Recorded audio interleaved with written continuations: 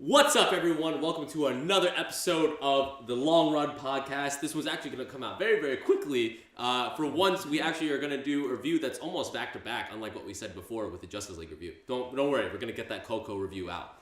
But right now, we have a bit of a smaller party compared to Last Jedi, and I promise you that this podcast will not be 5 hours long like The Last Jedi was. But we still have a lot to say about an amazing movie. But before we even get to that, I'm joined by some of my favorite people in the world, as always.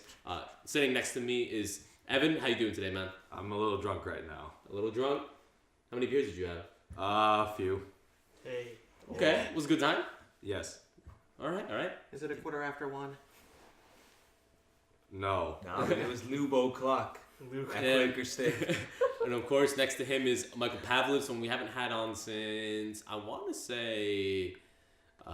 Probably Wonder Woman. Probably Wonder Woman, yeah, because we didn't do too many reviews after that this Well, summer. Well, he was in the. We he still was have in some that are Hollywood, right? owed, but No, he wasn't in Star Wars.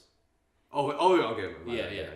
Pavlov was not there. But how you doing today, man? I'm doing very well. And I promise you, this will probably not be 5 hours, but that's only because it's about 24 degrees right now on Jake's porch. Oh, yeah.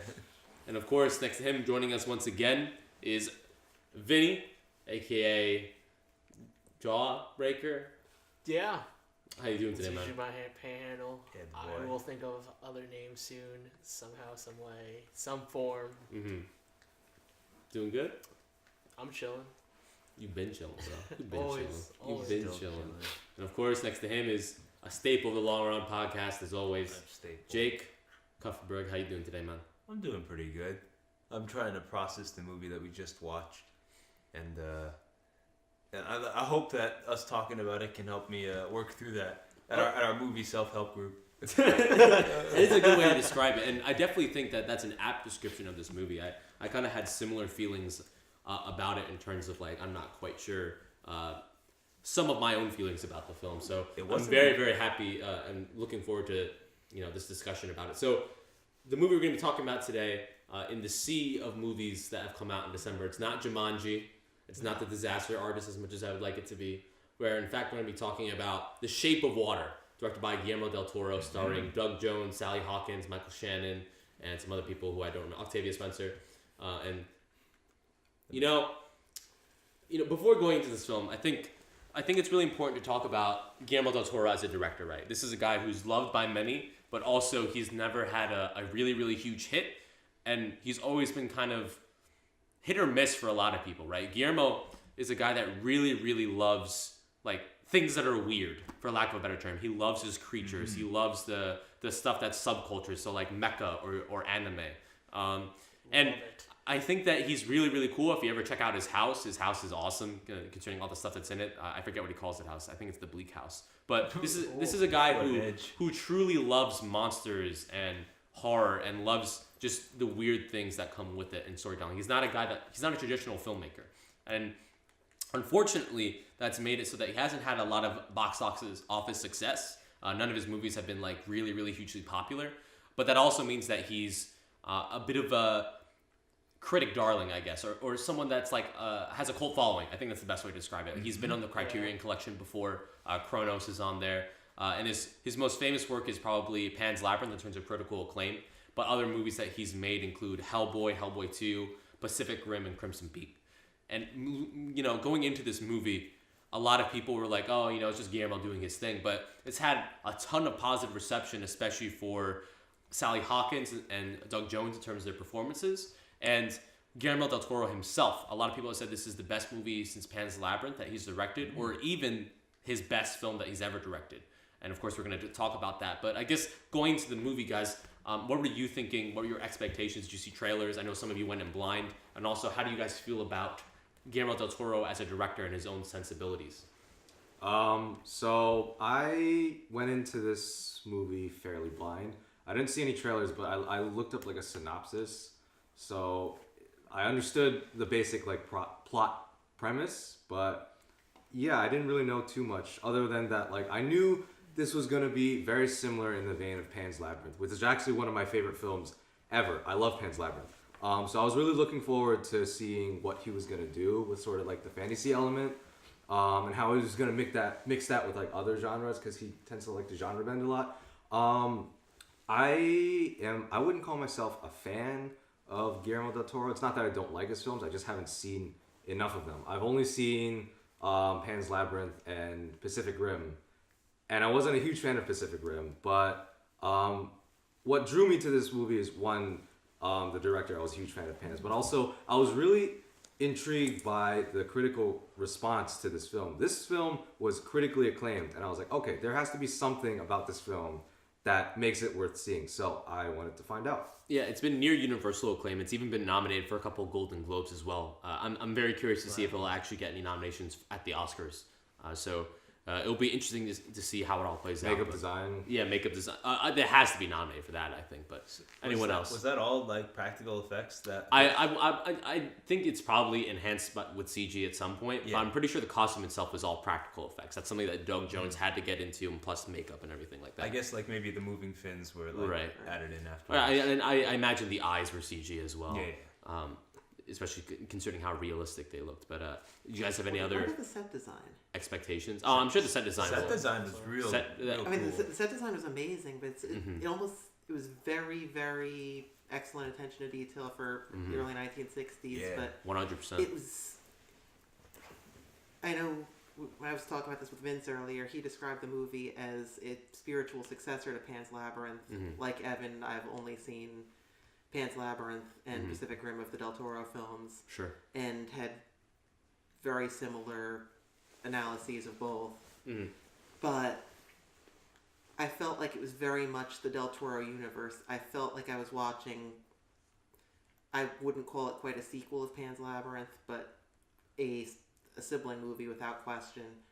And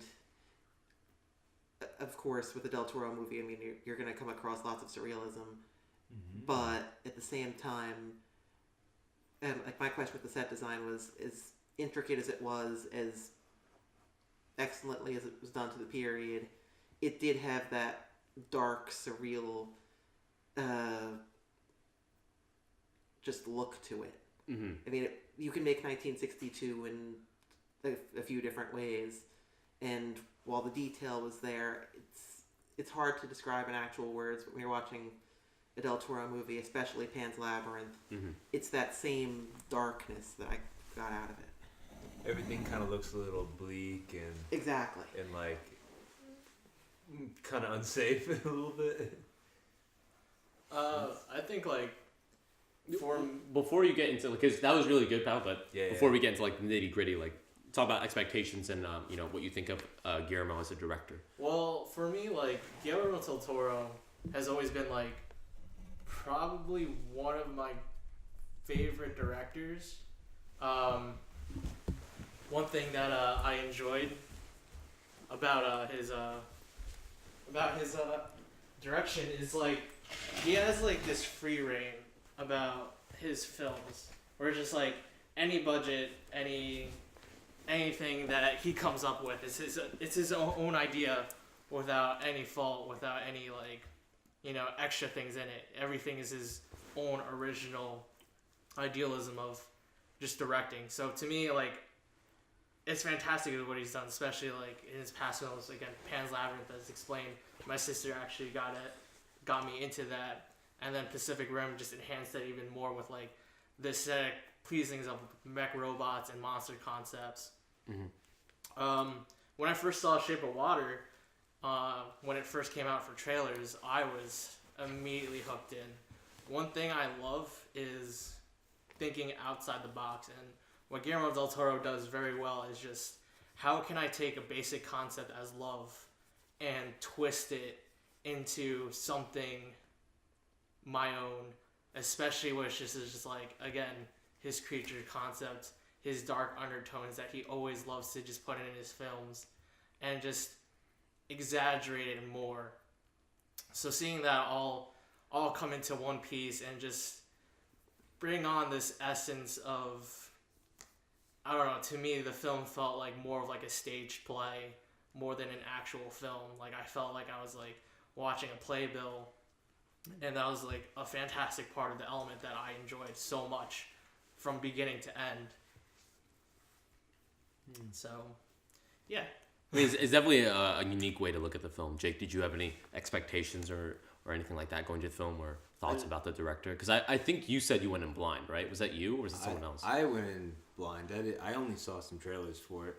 The only thing I noticed was that it looked like Abe Sapien, or the fish guy looked like Abe Sapien, and I thought maybe this is some sort of prequel to Hellboy. That's all I knew because it was Guillermo del Toro and whatnot. I don't really have any preconceived notions about the director other than the fact that he makes a lot of interesting stuff, kind of monsterish. I guess, what's the word? He kind of pays a lot of homage to the 100%. to like that kind of old monster movie kind of stuff.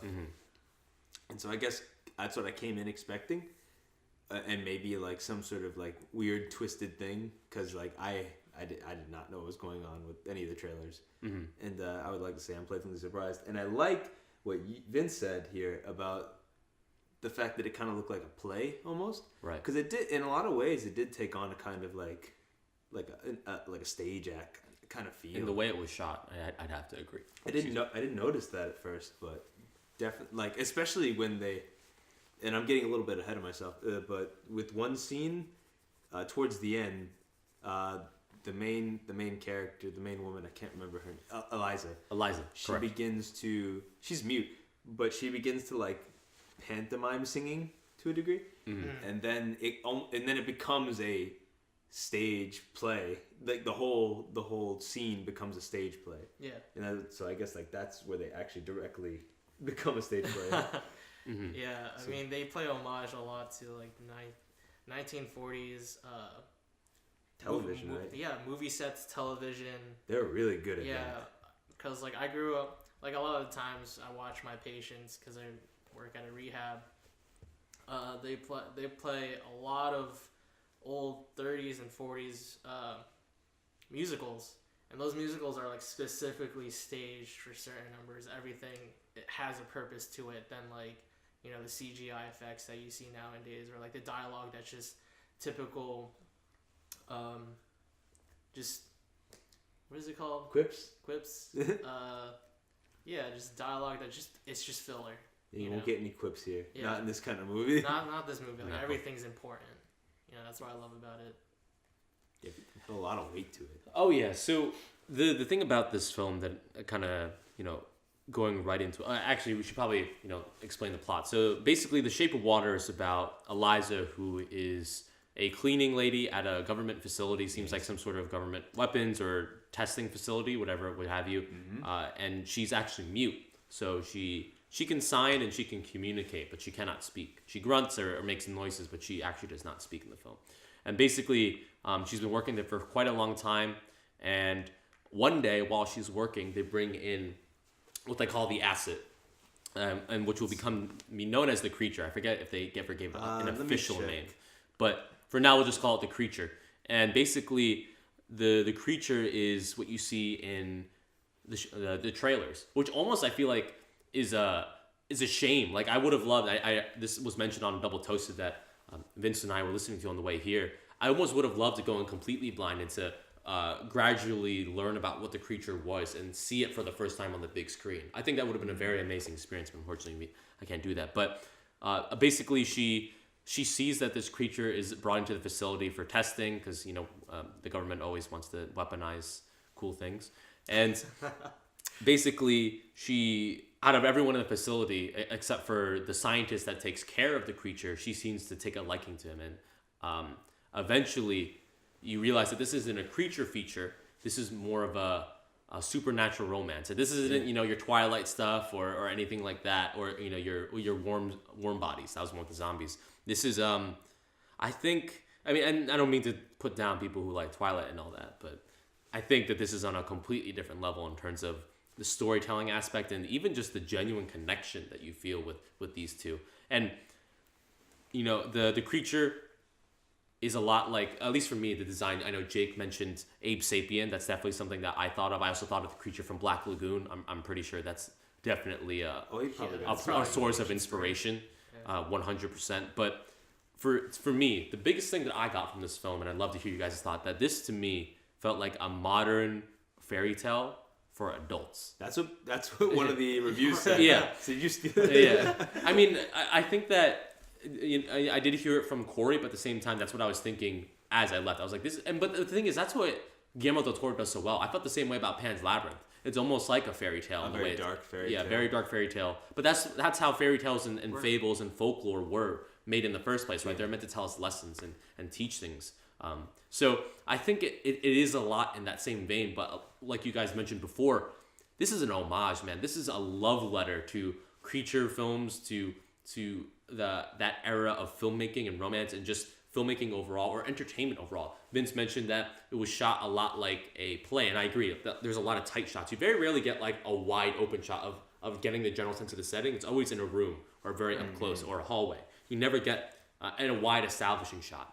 Yeah, one thing like is fantastic is like the camera work that Guillermo del Toro does wonderfully for like character interactions. Like, if I could describe it, he pretty much gets very intimate with characters, especially like introducing them or showing them for the first time. I think for the first scene, right, you don't even see the creature, but you see the silhouette of the creature, but you see her getting close to the glass. And one thing that I loved is like you just see the capsule, but there's just the way the camera works, how it panned in and zoomed in, that it zoomed up to her face of curiosity and wonder, and it's just like that's their first intimate interaction that you have to emphasize and see, so the audience actually gets a clear read that there's something in there worth looking into.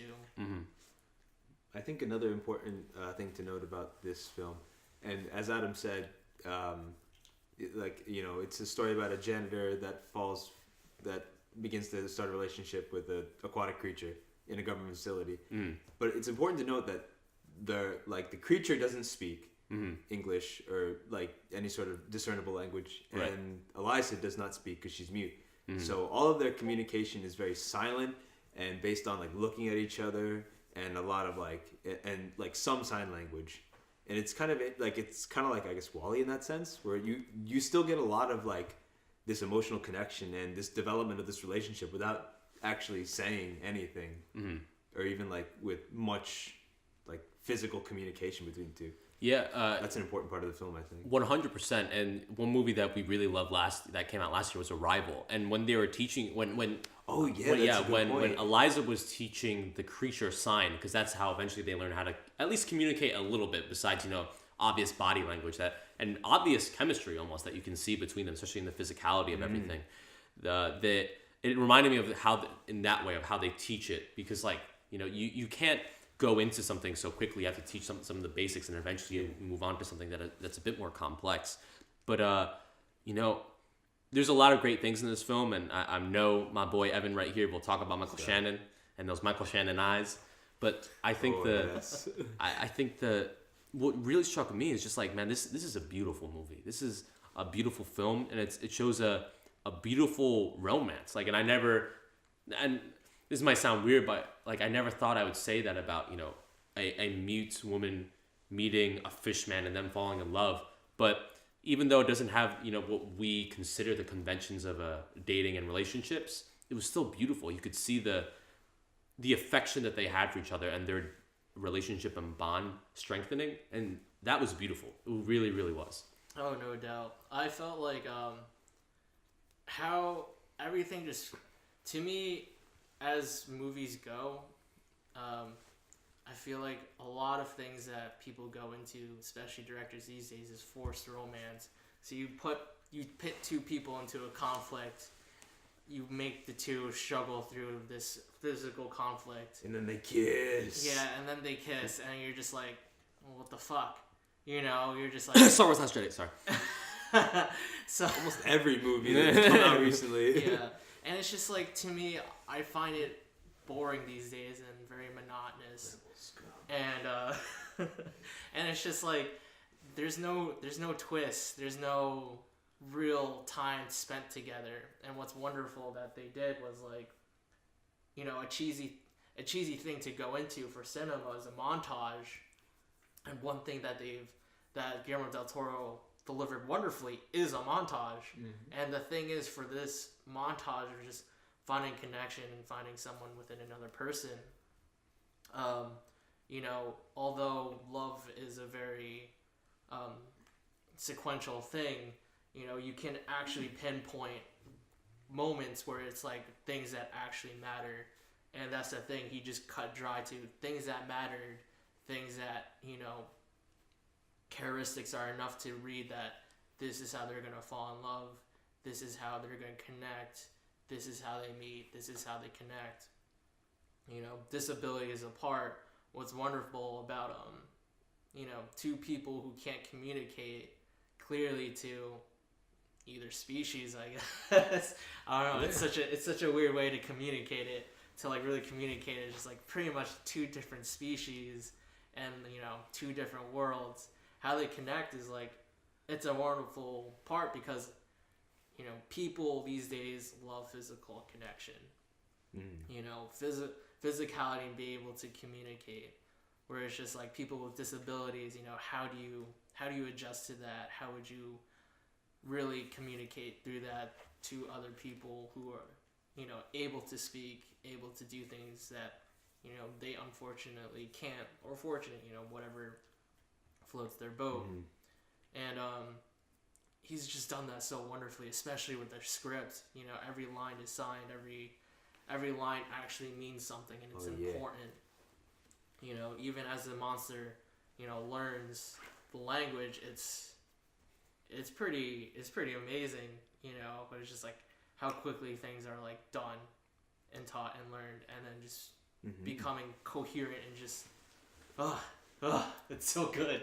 It's so good. Watching like watching a movie with the main character who only signs was kind of interesting. Like, it didn't really detract from anything. In fact, it was really beautiful to watch like this, like sign language. Sign language is always kind of like interesting to watch. And at the end, you can kind of like, I don't know. I learned the word for egg. in like music, right? right. So like, I found myself picking some stuff up, and I don't know. I think that's also something to mention about this, is that it put somebody who only signed at the forefront of the movie. The lead. Which I don't know if that's ever been done before. I'm sure it has been done, but maybe not to this degree. Sign language, I'm not so sure. I would say like John Wick, but Ruby Rose was just kind of just a side character. She wasn't a main character. Yeah, she was just a character you just fuck around with. So. I gotta say though, because I went in blind, I actually had no idea that Sally Hawkins' character was mute. So I thought she had a speaking role. I didn't know that she was gonna be signing throughout the movie. I don't know if any of I didn't watch too many of the trailers, but I don't know if there was any that directly revealed that. Yeah, I didn't watch any trailers, so all I knew was like the plot. Like, I didn't know any of the details, so I was surprised by like seeing her not talk. I was like, oh, she's mute. This is gonna be interesting. Yeah. And after a while, doesn't really matter. Yeah. It doesn't really matter. Though there's that one scene. Which one? Where she just starts croaking, and then humming.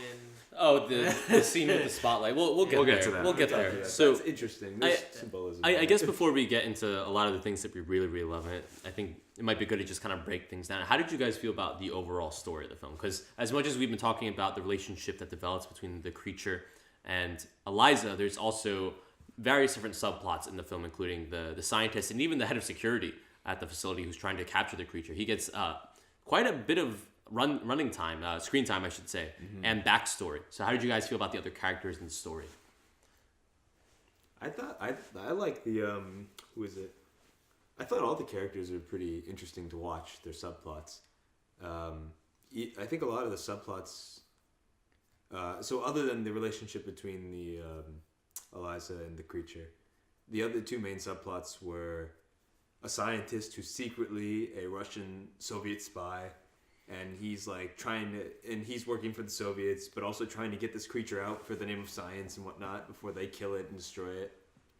And then the other subplot is the American, I guess, agent or whatever, who's, you know, he's like, okay, we're gonna rip this creature apart, we're gonna take it apart and figure out what it can do for us. And so those are the subplots, and then both of them are trying to appease their respective, I guess, superiors, right, while not getting killed.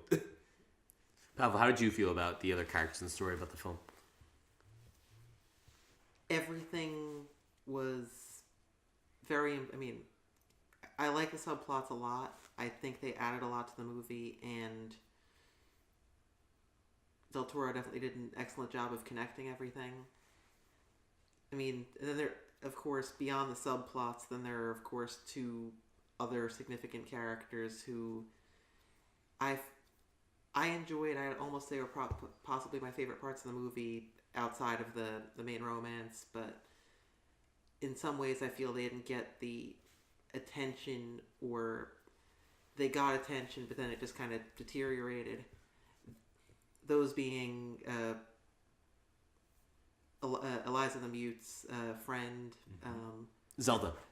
Yes, Zelda, played by Octavia Spencer, who I thought did a fine job, at least as a comedic element through the film, at least in the exposition parts and moving into it. But I mean, her character kind of peters out over the course of the film, but early on I enjoyed her role drastically, and I enjoy Octavia Spencer a lot in general. So, and the other character I want to give some attention to was the guy that lives next to her neighbor. I forget his name. Let me see. Let me look it up. Can I talk about Michael Shannon? Giles, yes. We'll get to Michael Shannon. You can finish off your thought Sure. about Giles. Yeah. The interesting thing to me was that in this movie, every character in their own way was, I mean, of course not to the same level of our main romantic protagonists, but every character was in some way an outcast. Ooh, good point. Not so much Strickland, the defense guy, but of course he had his rocky relationship with his superiors. But I mean, he's clearly the villain of the film. No one would dispute that. I don't think He's definitely the antagonist. he's the antagonist without question. But the Soviet scientist Bob Hofstadter, I mean, he's responsive to the Soviets, but he's got his commitment to the Soviet Union, but he's also got his commitment to science, and he's torn into what he needs to do with the animal.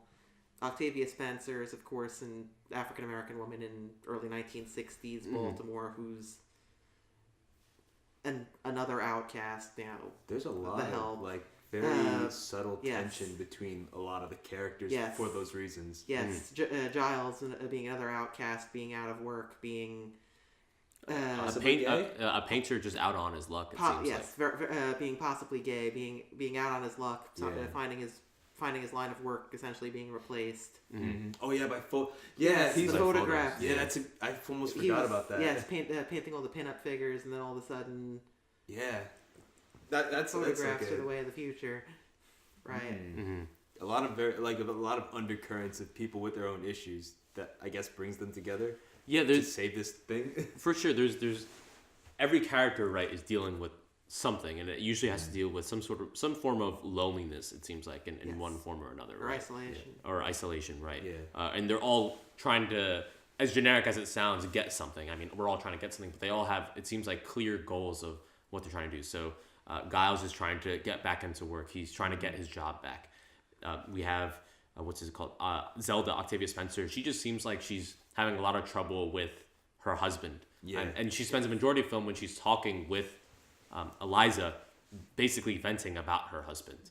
And you even see that with Michael Shannon, who Evan's going to talk about, I'm sure. But he, like, you get an idea of his family life, but you can tell he doesn't seem very content with it. He's very dissatisfied about something. He buys a new car, and that sort of does it for him. But he's like, something's missing from him. There's clearly something that he doesn't have that's making him unhappy. Yeah.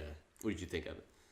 Can I talk about Michael Shannon? Yeah. That's what. Yeah. So, Michael Shannon is one of my favorite actors in the game. Those Michael Shannon eyes. I love his eyes. I think his eyes are beautiful. And they're very emotive. And I really enjoyed his performance in the film. I thought his performance was really good. He did a really good job with his character. What I take issue with is the writing of his character. I feel like there were times, especially in the beginning and the middle of the movie, where it seemed like the writers didn't quite know what to do with his character because to me, it seemed like a lot of times he was like sort of like waffling around the plot and just like you had a lot of time spent with like his his B plot, which is fine. But in terms of like his contribution to the main narrative, he was just really stupid. And I feel like there were times where like when he was doing his like investigation, like there were times where like the answer he was looking for was staring him right in the face, but because the movie wasn't over yet, it was just like, nope, he didn't figure it out yet. He's just gonna have to do more work to find an answer that's staring him in the face. So I don't know. I sort of took issue with the way his character was handled. I thought it just annoyed me that he wasn't more confident than perhaps he should have been. But I guess maybe that ties into like something's missing. With him. Well, you can go into, remember this is spoiler, so you can go into your specific details if you want to give like an exact example. But before you get into that, I was going to bring up, it's clear that like, it's almost like his mind was like, he didn't want to be there, right? He even says that in the film, and even when he's there in the film and turns up to the facility, he's reading like self-help books, like The Way of Positive Thinking. Yeah, like I saw that. there's clearly like there's something going on. Maybe on repeat viewings I could figure it out and figure out like the symbolism of what's trying to happen. I think like as for like subplots, a lot of, especially because this movie specifies on like the Southern mindset back in the 50s, segregation and whatnot, pretty much delves upon incompetence and trying to see like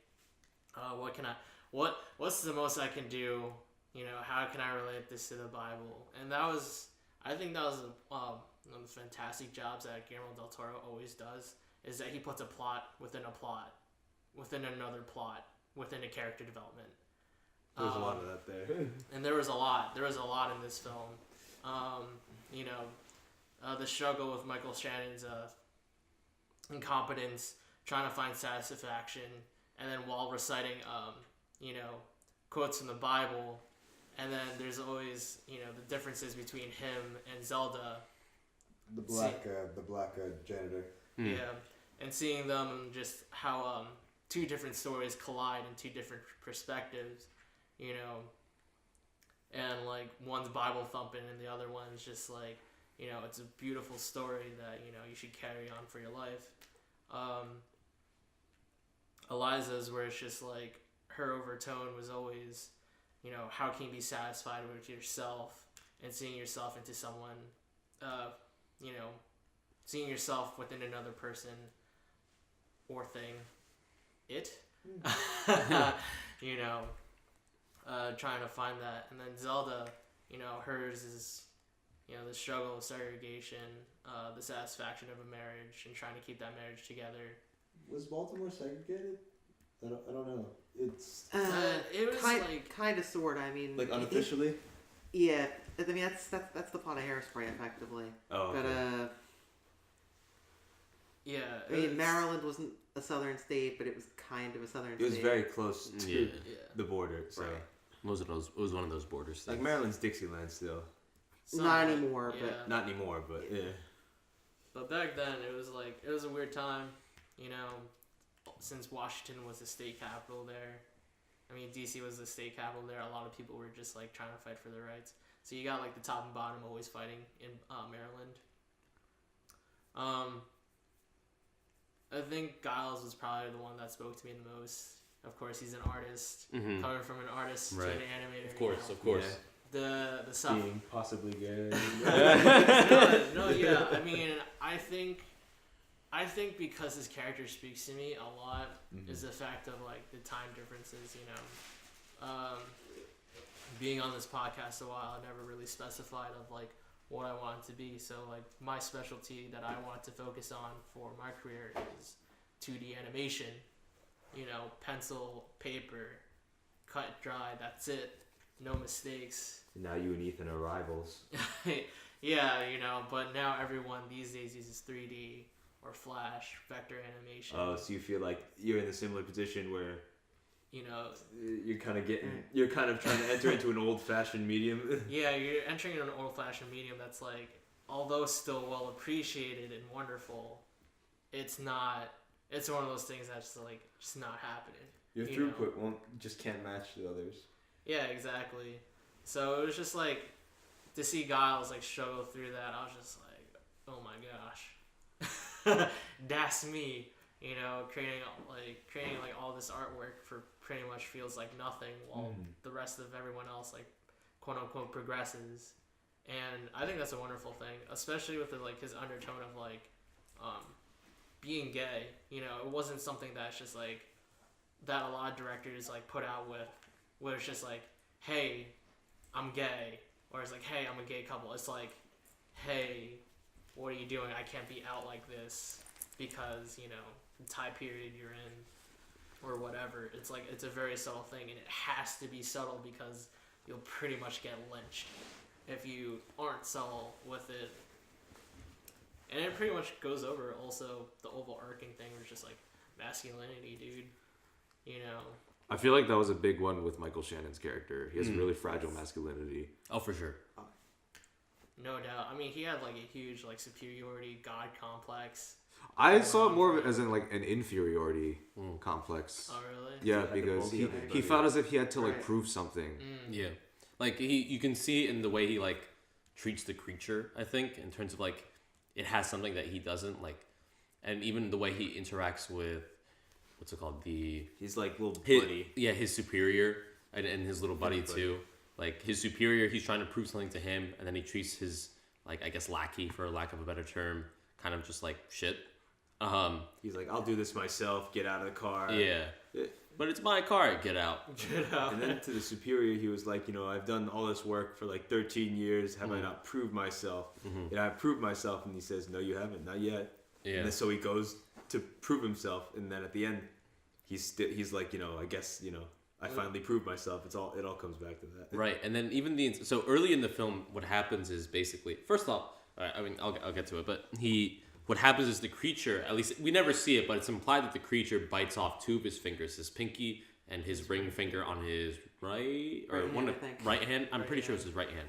It's implied that happens, and in the film, like first off, when you first see that was like a sea of blood. Like that was like a massive amount of blood that was flooding on the floor. But anyway, throughout the film, basically, he says that surgeons basically somehow get the fingers back on, and it's up to the body to accept the fingers and start making them recover. But the entire movie, they don't. Like they're decay. They're clearly decomposing, and he keeps them on for the majority of the film. Like even at one point, he opens up a little, and there's just like it's just pus. Yeah, that was really everywhere. Gross. See, I was thinking that he would like die of like I don't know, narcolepsy, not an infection. An infection, sepsis. He was taking antibiotics. Yeah, like it was one of those things where I guess that plays into masculinity too. Like he wanted to prove that it could like it would recover because he's just like I guess he has the ability to do. It was the fingers for a majority of the film. I was trying to figure out the symbolism behind them and like why he would take them off at a certain point and blah blah. Because at one point in the film, he literally rips them off, which is also disgusting. While quoting like Samson from the Bible. Yeah. I think it was like a large thing, especially like the ring finger. The ring was specifically taken off to see like the fragility of his family life and his wife. So I was like, that's a really cool symbolism. Do you think that's what you think? Is that what it meant to you? Yeah, no doubt. Okay. And it's funny too because like his family life isn't bad in the way that you might think it is. Like it is the his perfect 50s. like his family, his children clearly love him. His wife literally in the first scene says, "Once you're done eating, let's have sex." Like quite literally. So even the what's it called the wife, like Michael Shannon says, "I want to get a new car," and the wife is like, "Yeah, let's do it," and then they have sex. But like he doesn't have a bad family life, but he's clearly dissatisfied by them. He barely even smiles when his family is talking to them or when he's interacting with them. I mean, like maybe you could say he's his like complete hand is like his like perfect idealized life. And so he's just ripping off his fingers. He's like, all right, this is what I am. I'm 2 fingers short of like full. Maybe. I mean, something like that. I know you already talked about the character a lot. I mean, like, what did you see about like his conflicts and what he was going through, and I guess the overall arc of the character? I thought it was interesting in terms of the overall arc. I felt like they raised a lot of interesting points about his character. I wouldn't say he had an arc because to me, an arc implies things kind of come full circle, which they don't for his character. I agree. But I think everything that happens within his like B plot, I think they were interesting. And they added some characterization to him, and it sort of explained why he is the way that he is. It kind of reminds me of like his characterization kind of reminds me a lot like Iron Giant. You know, the FBI agent. It's been so long since I've Man's seen League. it. It's been so long. Yeah, so like in Iron Giant, there's this FBI agent who just wants to completely destroy the Iron Giant for no apparent reason because it's a threat to the Earth. That's a good comparison, actually. And actually, it's great tie-in because like we grew up on these films also as kids about like loving these monsters and seeing these childlike aspects, and now here we are, kind of full circle with Guillermo del Toro, kind of just elementing like, hey, you're not kids anymore. Let's see what happens when you actually fall in love with this creature, not seeing as an aspect of a hero.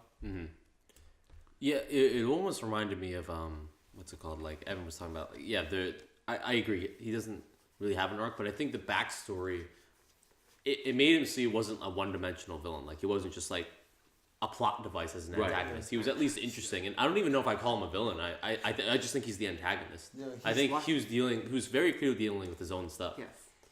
Now, while we're on the subject of Michael Shannon's character,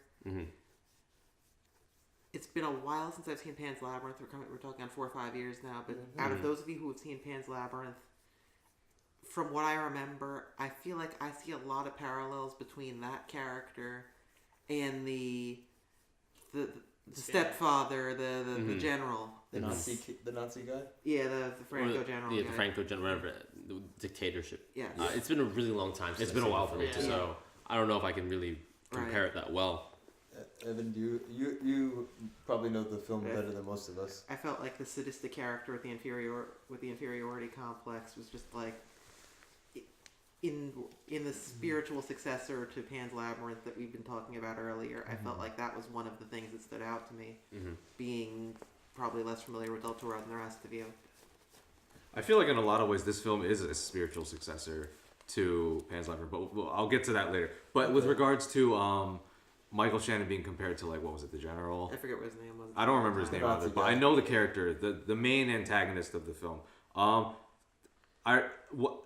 I remember the end of Pan's Labyrinth where he like surrenders after shooting Ophelia, where he hands like the baby to the Resistance, and he was like, tell them I died, valiantly, and tell them, and then they're like, no, I'm not gonna tell them anything. They're not even this child isn't gonna know your name. Like they had that. He seemed to have that sort of like want to be like recognized, or like this like incredible sense of like pride of like who he is, like a chip on his shoulder, which both him and Michael Shannon's character possess. So I think in that way there's like this sort of like this bridge between both films.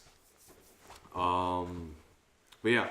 Yeah, seeing that is just like, this god complex mixed in with like huge overtones of like, and almost, I want to say like almost over exaggerating like masculinity. Most people would be like really subtle with it. Like his was like cow prod and all. It was like, the '60s, right? Yeah, it's just like, especially the fucking sex scene with his wife, where it's just like, you have to be quiet. I was like, you're bleeding on me. And I was like, shh, no. That was a weird one. I'm not sure what that was. See, that was kind of weird, and I we find out later that he has like a romantic or sexual interest in Eliza, the character. So I wonder if that was like him. Like, basically just imagining that he was having sex with Eliza, except through his wife. It was Eliza was like, stay silent. Yeah. It was a little bit of both, where it's just like, he likes to control the situation.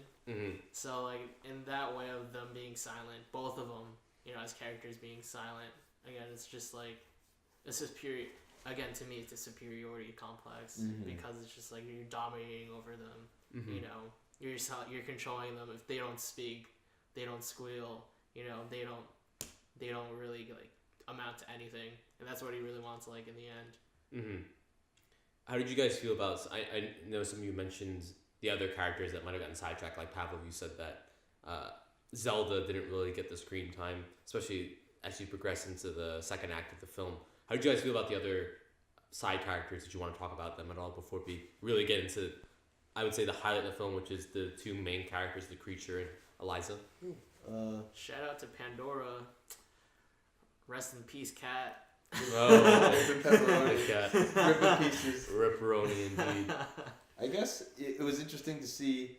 So the Soviet scientist, he's like a double agent. It's interesting to see him portrayed as the good guy, while the American agent is portrayed as like the antagonist. Mm-hmm. So that was like an interesting reversal. I don't know. Well, it depends on the way you look at it. You know what I mean? Because like to the viewer, the Russian scientist is someone helping the protagonist and seen as the good guy. While like if you look at history, they wouldn't be seen as that. But with regards to like the American agent, it was the same thing. Where it's like within the context of the film, he was the bad guy. Mm-hmm. But within the context of history, he would just be like someone who's like, oh, the ends justify the means. I'm doing what's necessary. Right. Just within the context of this film, though, I understand. Yeah, right. Especially the whole. It's frequently alluded to throughout the movie, but the space race subplot, the whole reason they. Maybe not the whole reason, but the reason that they admit to within the movie for having the asset is to try to observe some kind of, breathing patterns or whatever. Something that they can weaponize to gain an advantage from the Soviets. Not only something they can weaponize, but especially specific to the space race, which sets a lot of it in motion. Mm-hmm. Yeah, they're like, okay, we have to figure this out, and, before they do, and if not, then we can't let them figure anything out. Right, that whole We need to get the high ground, basically. Exactly. Or prevent them from getting any. Right. I was talking to someone else I was talking to George, who sadly can't join us in the podcast, about shout out to George, man. About the scientist's role in the film, about how like the way we saw it is like we likened him to like that kid on the playground. Where it's like he's sort of like, well, if I can't win, nobody can win. This creature's just gonna die, and nobody's gonna know anything about it. But like, you Americans aren't gonna know anything about it. Yeah. I was and that was the that was like the not the scientist. That was I guess his superiors. His superiors, The powers that be.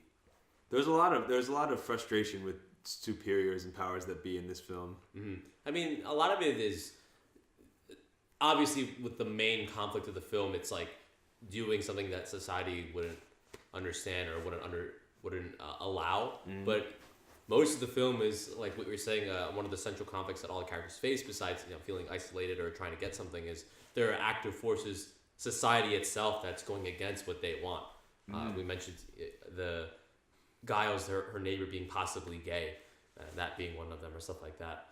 So I guess before we get into the main thing, for me, I found all their performances really good, and I thought some of them were acting their asses off in this movie. Yo, shout out to Giles, yeah. dude.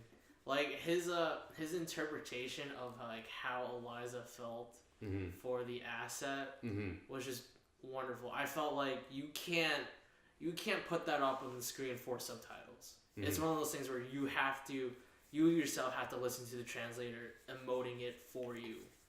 And I thought that was like an amazing part of the movie. It was just like he literally channeled his inner Eliza out there. Even though his character is wholeheartedly against the whole idea for what she was going for. For her to ask him, say this out loud, because this is how I feel. And then Giles just pouring it out there for her. That was a really interesting scene. I was just like, I was encaptured. I was fully encaptured into that scene. I was like, it really sold pretty much the whole performance for me for Giles. I was just like, yeah, I like this character a lot. I wish he had like a little bit more time to like really understand and grasp but his plot was a little bit like on the simpler end for the whole movie. He's a translator, he's a painter. I wish they kind of delve into a little bit of his character arc where he's gay. We only get like one instance in at the At a restaurant. Yeah, at a restaurant, just eating pie, and I was just like, there really wasn't much. It was kind of one of those things where it's just like the slap in the face, like realize this is where you are, you know, right after everything was going so well for Eliza and the asset. I just thought it kind of thinking about like how they're all outcast. It kind of reminds me of like the old movies, like I guess like the Goonies almost, where they like, or like E.T. Where they encounter, like you have this bunch of like misfits and whatnot, and they encounter this weird creature, and then they got to throw it into the sea or something like that. You know, Free Willy, kind of like that, but really, really grown up, and kind of stakes are a lot higher, and alright guys, and like this is people just a are really dying. fucked up Free Willy. Yeah, really fucked up Free Willy, something like that. You got a point there. I just thinking about it because you know he's this like usually a lot of Guillermo del Toro stuff is like Right. love letters to things. The other mentioning what Vince said about that one scene. Oh, Pop, you want to say? I mean, no, not really. I was gonna say the same thing you were. I was gonna say.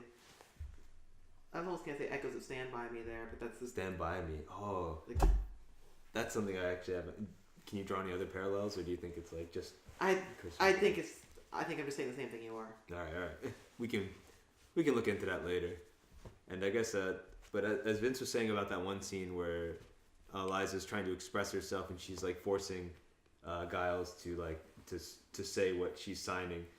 I've never seen somebody express sign language so like with such emotion. I guess it's just not something I don't know anybody who signs. Right. So I've never encountered that. The only time I've encountered sign language is really when somebody's translating. Mm-hmm. So it's really like very interesting to see see that play out. You can see the emotion coming out even though you can't hear the words. Exactly. We're so used to using the tone of someone's voice and how and the words that they use to understand the emotion that they have behind those words. But just through her body language, you could tell how much the asset meant to her and the entire process of rescuing her, or I'm sorry, the asset meant to her, which was really, really cool. And like Jay said, I've never seen that before. And that's, given how many movies that we see, sometimes that's all we're looking for is seeing something that we haven't seen before, or seeing something that we don't expect.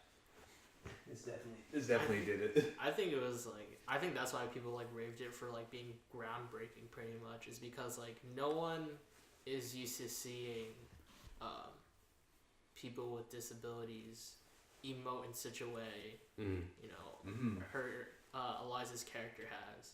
You know, we don't, society, you know, always just assumes or propagates to just, you know, speak in a normal tone or, you know, lipping. I think one huge thing for special abilities people is just to lip what you're trying to say, so people who can speak and hear can understand you, because, you know, sign language isn't really much of a second language. And it's pretty crazy, you know, to see acting, you know, to act out dialogue is just a wonderful thing to really see on the big screen, and like it really makes a huge impact during that scene. I wonder if that woman is like. I doubt she's actually mute. She's definitely not mute. She was. I think I saw an interview with her during a carpet showing that she was actually speaking. I think for the most part, she had to learn sign language. Oh, of course. I mean, for this kind of role, given what you have to do, you have to commit yourself to it. But you bring up a good point about how critics have been calling this movie revolutionary and groundbreaking, and something that we've never seen before. And while I agree with you, I think for me, the thing that struck me the most is that we've never seen a movie where there is a supernatural romance and like it's successful. You know what I mean? Like, and I guess you can point to the Twilight movies. I haven't really seen all of them, so I don't know how successful they were in their relationship. But like if you think about like, let's say King Kong like has the hots for Anne or whatever, and that's kind of a romance that they have right there, but it never works out. But in this movie, like it does work out for them. Like their love actually does, like they do go on to live happily ever after in love, so to speak. Supposedly. Yeah, supposedly. And that's something that you don't really see. And you don't really see the development of the relationship like that with creatures and humans in other films. And to me, that was so beautiful. Like, You sap. Yeah, I'm a sap. I am a sap. The one that really got me was like when they what's it called? When Eliza just decided to fill up the bathroom with water. I was like, wow, this is beautiful. This is like, I really feel like I shouldn't be looking at this right now, but this is beautiful. You thought like it was too intimate? Yeah, like this is a little too intimate for me. Like I think you guys need some private time, but I think the best way to for me that really summed it up was when Giles drew the drawing of them, the painting of them, I should say, of just the. You could only see Eliza's face, but the creature was embracing her, and you could only see the creature's back, and that was like that perfectly exemplifies the scene and basically their relationship. And I don't know, it was beautiful. It really was. You could tell when she like hugged the creature or was with the creature, she felt like really safe and comfortable, which is contrasting to the way everybody else views the creature, which is just like a threat. They're freaked out by it. Yeah. I think that was also interesting that Giles, while drawing the creature, I don't know if you guys saw this detail where it's just like if you saw in his drawing palette was like he drew the creature very lonely and like very just one-dimensional and just couldn't get his figure right. Black and white, no colors. Yeah, and it's just like I remember one picture that like brought out to me was like the asset was just slumped over and just like by himself and like all alone. And then again with this scene that you pointed out, you know, his charcoal drawing where like it pops out that like, you know, he finally found someone, but his story wasn't really much of a focal point as too much as of Eliza's, so it's much more of the emphasis on that on his final drawing, which is really cool. I mean, it was even interesting seeing their relationship about Giles and the creature, because while Eliza's at work, Giles is the one that has to take care of him, and it was funny too. Like he's just like creature's just chilling in the bathtub, you know what I'm saying? And then all of a sudden, Giles, like as he's painting, like starts like laying out his life story and talking about how alone he feels and like how do you feel and like really trying to find out. Now, of course, the creature probably doesn't understand everything, but I almost feel like there was some sort of genuine connection between them and like something that was fostering there, even though the creature ends up eating one of his cats, one of Giles' cats, unfortunately. Like you could see the relationship evolve, and the creature even ends up, because it's implied that he is a god, that he has some sort of special powers. And we find out that he does because he actually heals Giles' wounds because the creature accidentally scratched him, and he also gives he gives him some hair back on the top, which is really, really cool. And it was even a really, really cool effect as well. Basically when he uses his power whenever I guess he's aroused or something like that, whatever. I'm not sure. I'm not going to claim to know his biology, but basically he lights up almost like I guess like an electric eel or something like that. Like a photoluminescent fish at the bottom of the ocean. Yeah, basically. And it didn't look cheap at all. It looked very natural. It looked very interesting, and it added a dynamic to the character as well. Yeah, it showed like it helped develop their relationship, and also gave him another way to express himself. Agreed. Which is, I guess, more than just body language. And I guess how do I put it? I lost the thought. Sorry. No, that's okay. I mean, while we're on the subject of the creature, like, how could like this creature? I'm sure it's a blend of practical and CG, but I think this is a fantastic example of practical is so good, guys. Practical is so good, man. Practical is so good. Here's the thing, right? Here's how I always like go about it, right? Tell it to us. Puppeteering has always been a fantastical thing where it's just like you just feel like it's more alive than CG. You know? You can mocap however much you want. You can even like do this demo effects. Like you always hear me, especially in past. To be clear, the creature is not an actual puppet. Like it's someone in a suit. Yeah. To be clear to the viewers, just saying. Keep going. You know, you always hear me, especially in past podcasts about creature, character design. You know, it's a huge asset, and like, you know, if I could compare this to like last podcast, you know, Star Wars, this felt more alive than like half the Star Wars like creatures, in my opinion, because like. Sure, we got more screen time, but if I just got a glimpse of him, you know, especially in the beginning where we only see silhouettes, I was like, I've seen more emotion in that than like the Crystal Foxes, and like they actually made the Crystal Foxes out of. Yeah, they did a mix of CG and practical for them. Yeah, which is like it was really cool, but like to me, practical, you know, again, going back to the last podcast, if you guys haven't seen it, we described that you know if they did CGI for Yoda, you know, it would be really bad. Yeah, it just feel wrong. it's weird because we're in an age, right, where it almost seems like mocap is where things are going for creatures, like and you know, all the power to them. Like the CG that you see in the Planet of the Apes films is really good, and you do get an expressiveness there. But I think this is just like we said before. This is a love letter to the people who put in work for I forget the famous guy who made all the prosthetics and everything. It's escaping my mind right now, but it's a love letter to people like those who put so much love and care into costume work, prosthetics, hair and makeup, you know, set design and everything like that. And the creature itself is like we've been saying, so expressive. Even without the lights and everything, you just look at his eyes. You look at the way he interacts with people. The little things on his body that can move, like the gills or the fins or things like that. This is a living, breathing creature. Like, to me, I could picture it in real life. Like, I think there might have been only a couple of shots where I was like, okay, maybe he looks a little fake there.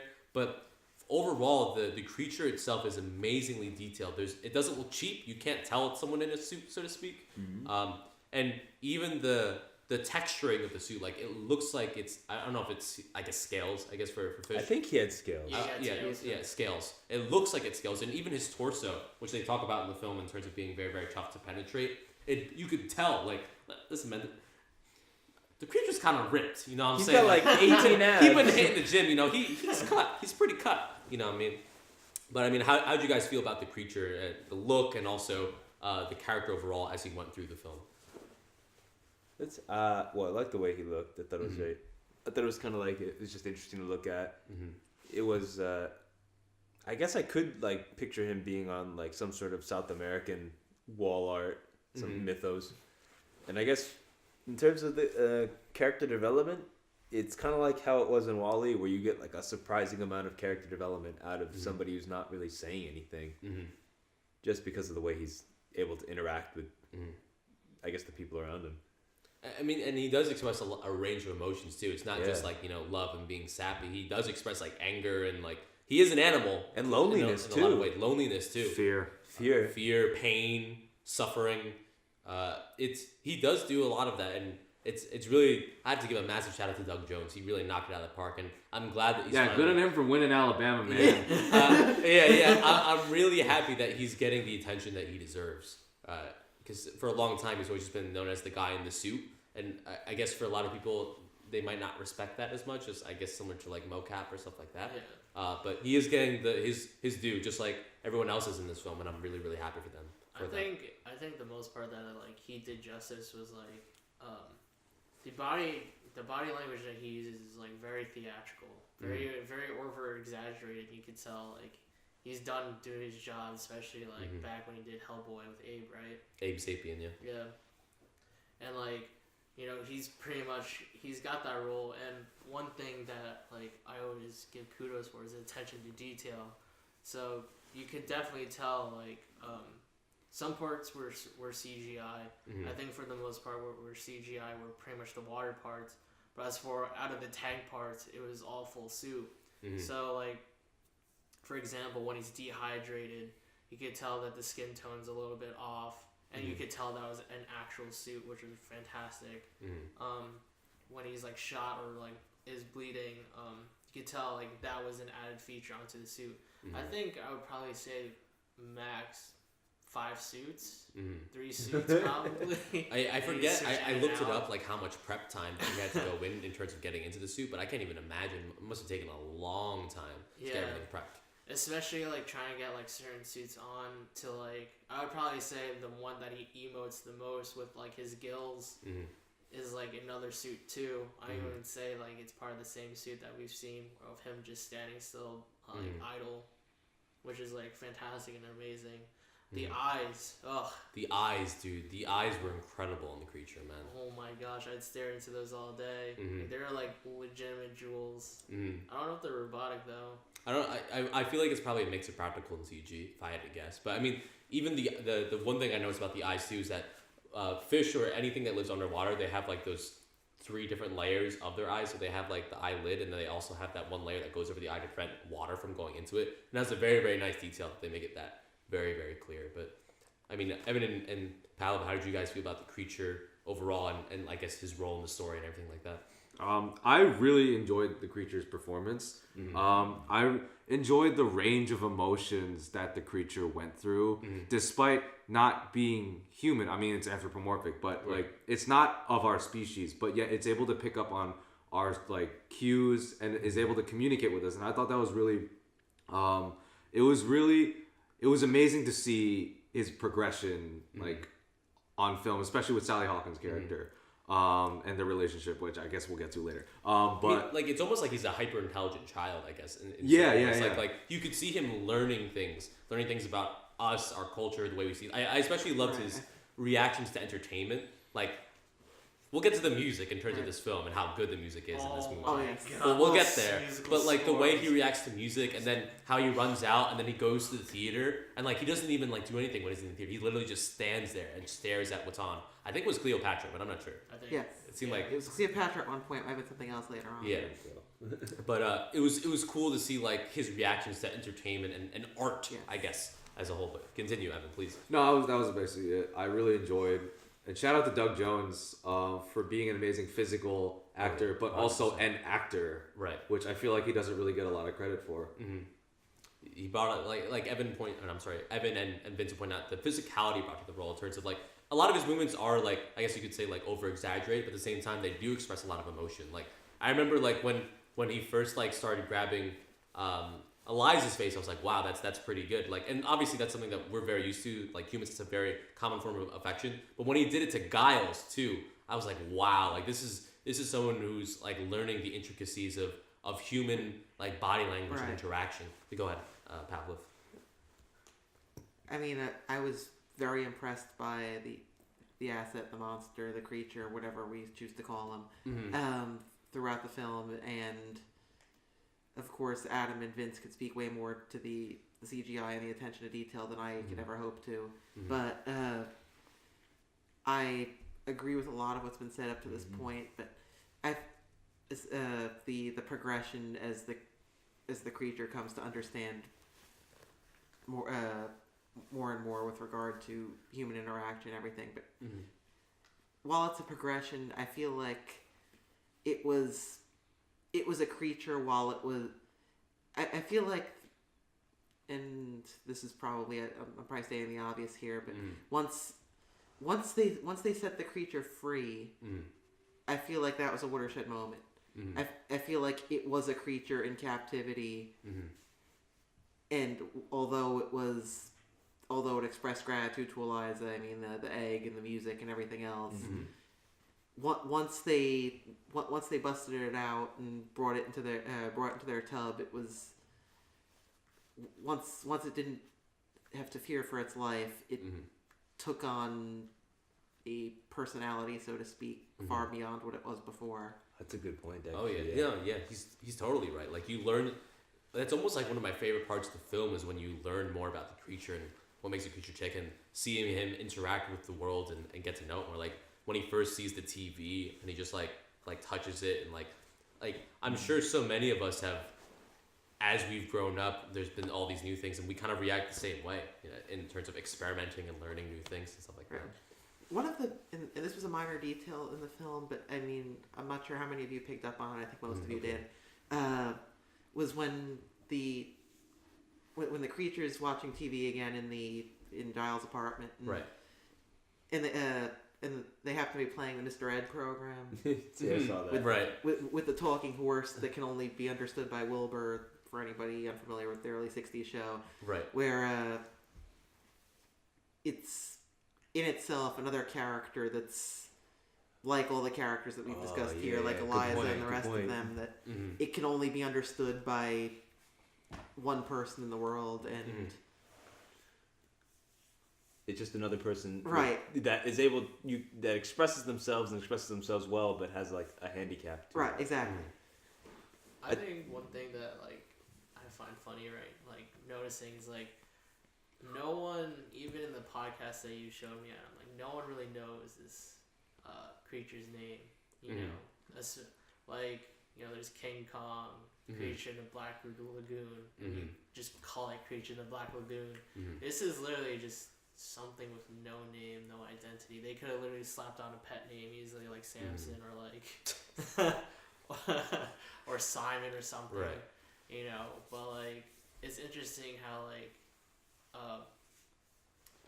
it identifies itself as its own character, as its own pretty much asset, is seeing wonderfully as Guillermo del Toro directed what is being human, what is being you know, an actual creature or something else that's not human, you know. And there's like a bunch of overtones, especially with that with Shannon's character, where it's just like what is being human, what is actually being able to identify with something, you know, of our own species.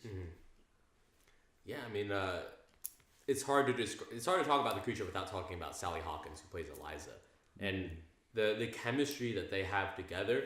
Like, you would think that it would be a little strange or even unnatural, but this is like, maybe this is recency bias, but this is one of the best on-screen romances in terms of chemistry, in terms of progression that I've seen in a very long time. Progression, I agree with entirely. Yeah, and you can tell the chemistry's there too. You could tell. Like, I suppose it's like kind of just the way we're going to talk about Eliza's character, but maybe it's just me being in this situation too many times. But like when Eliza gets so happy about spending time with the creature, like when they first have sex or like anything else, like I was like, man, like I know what that's like. You get really excited when you first meet someone new in your life and all that. And she did an amazing job of portraying that. It all feels very genuine. Entire. And I guess it's also interesting to see her character become more emboldened after meeting the creature. I guess maybe through meeting somebody that is in her situation. I remember reading like an article saying like sometimes one of the most like powerful things for somebody with a disability is meeting somebody else with that disability. So somebody who signs, meeting somebody else who knows sign language can just like really open them up. Because now they can finally like communicate with somebody. It opens up their world a lot. So I imagine this is kind of like something along those lines. Because she gets emboldened enough to just like say "fuck you" to the to her superior officer, to Michael Shannon. Yeah. You know, I mean, they don't even understand. I mean, he knew. I mean, like she in order to like meet the creature and spend time with the creature and eventually break the creature out of the facility, she's like bending rules. She's like going behind Octavia Spencer, Zelda's back, and it's pretty clear that Zelda is almost like the caretaker of Eliza, at least at the facility. She's looking out for her. Yeah, she does. You can tell she truly cares about Eliza. Like, this isn't like, oh, this is my work friend or whatever. Like, she's been doing this for like 10 years. She holds up the line when she has to punch in. Yeah. You can tell she cares. She really does. And when she starts, I feel like when Eliza starts ditching Zelda just to go see the creature, I think that goes to show you the effort that she's putting in to see the creature in order to make the creature feel more comfortable and eventually, get her out. And I guess everybody was kind of like a caretaker to her. Would you say like Giles was? Oh yeah. Oh yeah. 100%. I think like one of the pivotal moments is just the fact of where one disability is pretty much lacking. You would expect another person to pick it up. So for example, like you'd expect like because Zelda's the translator, you'd think that she'd be the one to actually be this almost the star of the show because she's emoting and vocalizing what Eliza's doing, but it's not like that at all. What is interesting that Guillermo del Toro does is like he puts in the subtitles, but more the fact of although there are a few scenes of subtitles, again it's the body language that pretty much just sold it. How did you guys feel about Sally Hawkins and Eliza in the film, Evan and Pavel? Sally Hawkins' performance as Eliza was one of my favorite on-screen performances of this decade. Ooh, bold claim, but I mean, I totally understand why you'd make that claim. Because I found her acting so good, especially with the fact that she had no lines, no spoken lines. Everything she had to do had to be done physically. And you guys mentioned, the physicality of like, her body language, and also her signing. But Right. what struck me the most was the use of her eyes. I agree. She communicated so much just through her eyes, and like both happiness, but also like sadness, fear, anger, and you felt that. So to me, it was just sort of this almost like a tour de force performance where like she just like I can imagine it's really difficult for someone who can speak and has that ability to sort of like take a step back and act as if they are handicapped. So you're essentially doing two things at once. You're acting, but you're also putting yourself in the shoes of someone who is disabled. And both, to do one at a time is difficult for people. But to do both at the same time, that is amazing to me. So I really enjoyed her performance. I really liked Eliza as a character. I felt like because of her disability, she instead of being like someone who wallows in like their handicap, she's someone who like she makes the most of it. She's a very happy person. She's happy with like the life that she has for herself. And I feel like there's this almost like childlike glee to her, like whenever she approaches like a new situation or whatnot. And also with her interaction with the beast, let's call it, even though its official name in the credits is Amphibian Man. So, like that's actually a really good point that I was about to bring up, is that even though a lot of the things that she's doing like might seem incredibly stupid, like she literally breaks the law, obviously, like you never get this feeling that she's a stupid character. Like maybe naive and innocent might be a better way to describe it, but she does such a good job of pulling that off. Like you can tell that yes, she's probably aware of the consequences, maybe not fully aware, maybe not like completely, but you can tell that this is something that she really, really wants to do, and that there are people who care about her because of that, I guess, naivety or innocence that she has. But she does a very good job of pulling that off. And this isn't someone that's like 20 years old. I'm not trying to call her old or anything, but this is not someone who is naive and innocent due to her age, but more so just herself. Like she has an optimism about her, I suppose. Oh, I agree fully. I think one thing a lot of creators these days lack is the fact of there's this childlike curiosity with creature stories like these, where children love to discover things.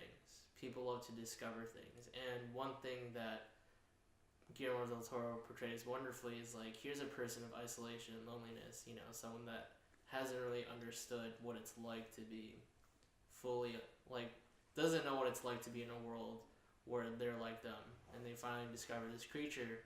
And it's interesting that you guys bring up the point that there's this childlike curiosity, because it's one thing that Guillermo del Toro does wonderfully is like he never really gets rid of the childness that adults have. If one thing you can compare it to the FBI agent, he has his stupid tantrums that he always has. His candy. He's eating candy. He eats candy. He literally eats candy, and he literally says, I never gave these up in my childhood. I'm like, yeah, is that why you're an asshole? But it's the wonderful part of his characterization, and then so on and so forth. Like Giles, who's an artist from beginning to literally end, and Eliza, again, those eyes that I think the things that she's done wonderfully is like her eyes just speak out just curiosity and love, and it's just like when she finally finds it, the best thing was seeing her intimately hug the asset, and you just saw the care and warmth in her eyes of just like, this is it, this is what love feels like, this is how it's like to feel whole. And it was just portrayed wonderfully. Again, kudos to Eliza and her character. Oh, so fun. You gonna be okay, Vince? You gonna be alright? Wanna lay Some down? tissues? When we start talking about the score.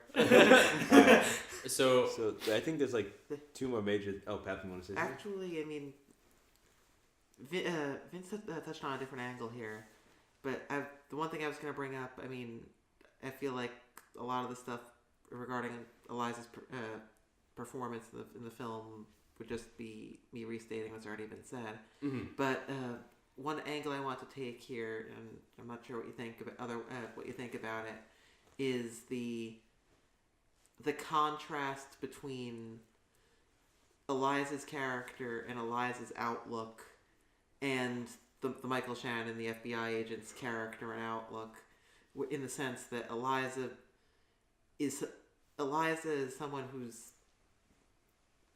definitely has a void that the amphibian man comes to fill. Mm-hmm. But throughout the film, and like I said, as she communicates through her eyes and her body language, she's an upbeat person. She's upbeat on the bus. She's upbeat, going about her day and in her menial job.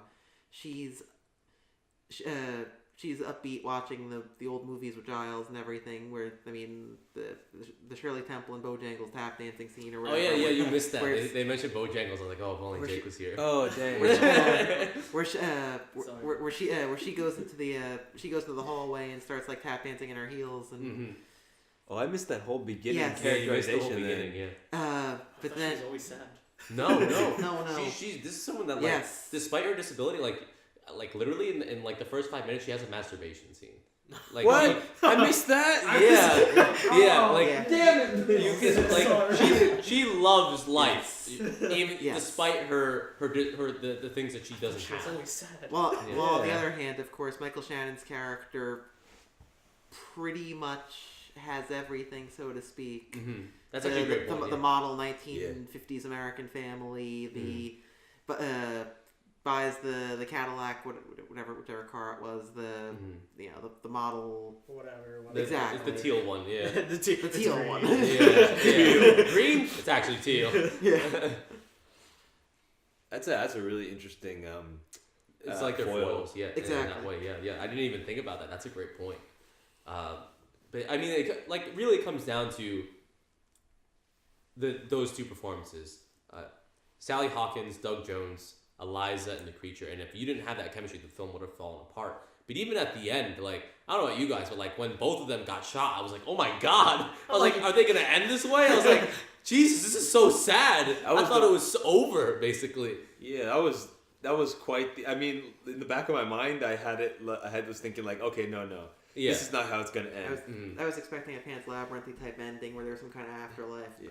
But At the same time, though, you're like, wow, they just shot him. I was really wondering. real fast. I was really wondering what they're gonna do because, like, especially after watching Star Wars, it's like they better not do something so stupid. But I think the way that they explain it and the way that the creature overcomes being shot twice was very, very good because they already alluded to it earlier that he is a god, maybe. That he has these special powers, and the way he does it, he doesn't like go Super Saiyan and like goes into like this feral rage and attacks Michael Shannon. Like he literally like he just walks up. He walks up to him and just slashes his throat, and I was just like, that's a very good way to go about it.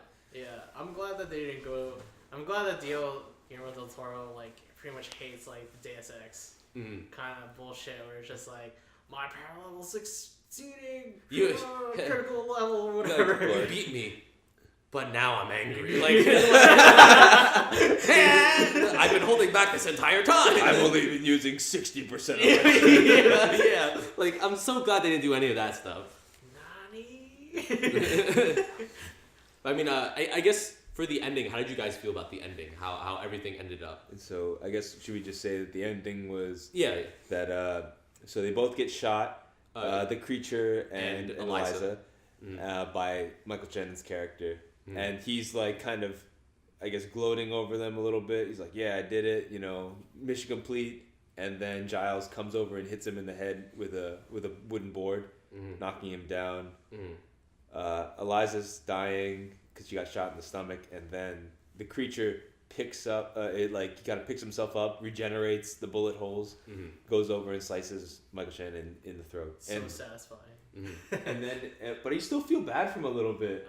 I think so. I mean, he wasn't a villain. Like, this was a guy that clearly had problems. Like, you know if what I mean? he didn't do this, he was gonna get fucked by the American government. He was stuck no matter what, and he knew he was like fighting a god. He's like, wow, you really are a god. Then he dies. Yeah, and it's funny too because throughout the film, you hear Michael Shannon state like vocally that his motivation is like his family, but like when he's with his family, you can tell like it doesn't make him happy, which is a bit of an interesting dichotomy. But I think the thing that was I was gonna bring it up was about the ending and the creature.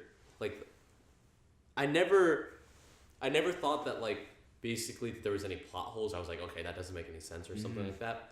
I did think it was interesting that the doctor, the scientist who took care of the creature, gave away the fact that there was the cleaning ladies, and that Michael Shannon immediately thought it was Sally Hawkins, and or the fact that he even said it. Like he could have just not said anything. I mean, he was going to get tortured until he was going to die, but he was going to die painfully and slowly. Sure, True. It takes a lot of willpower to probably withhold that information. Like probably more so than like movies portray. So I can hand wave that a little bit. I mean, one thing that we didn't even touch on was the one scene where Michael Shannon confronts Zelda. I thought that was a great scene. That was really tense. That was tense. Incredibly intense. So Zelda is the black janitor and who takes care of Eliza at work. And so Michael Shannon busts into their house and he's like causing a ruckus and he's like threatening them, like tell me who did it, where she is, where's the creature, is it in here? And he's like, I'm gonna like burn this place down and and take you out with me, you know. Yeah, and like she's crying basically, but she's not gonna tell. And Michael Shannon literally rips off his fingers in front of her, which is crazy. By the way, he literally does it. It was really and like throws them. And like this is actually the first time you see Zelda's husband, she's been complaining about the entire film.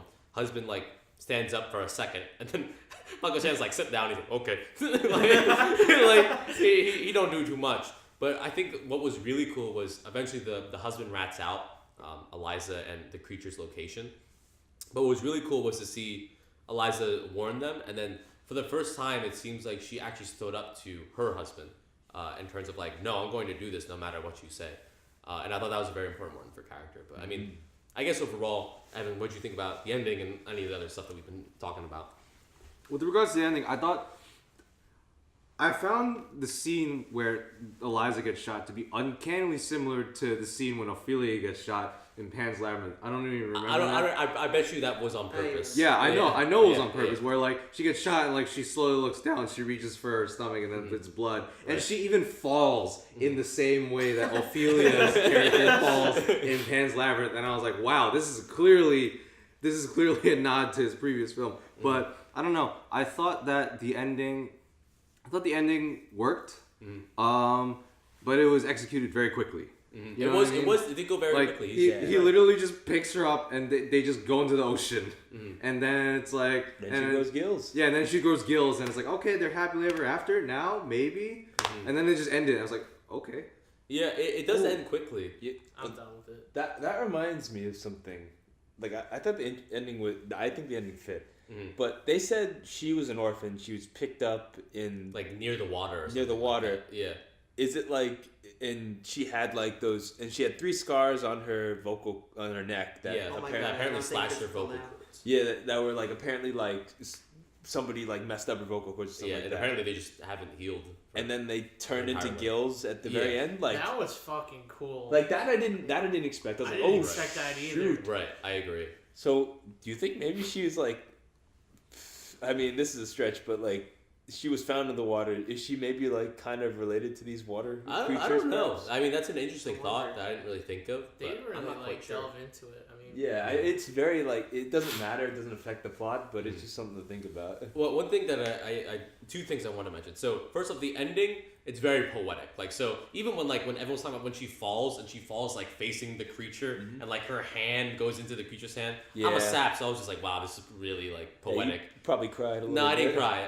You wanted to though. I was kind of teary-eyed. I was definitely like, wow, this is like getting to me, but I didn't cry. But the thing that got me what was more beautiful was the ending where like she obviously comes back to life in the water, and then like what this film does, it does such a good job of subverting, I guess, our romantic expectations. Like they don't just immediately fuck in the water. They don't even kiss in the water like immediately. They just hug, and that's like the ending. And I was like, wow. Like Jake pointed out before, even them hugging, like you can tell how genuine and how comfortable and safe that she feels in the arms of this creature that she only just met, and that's something that's very, very beautiful. One thing I did want to ask you guys that I was a bit confused about.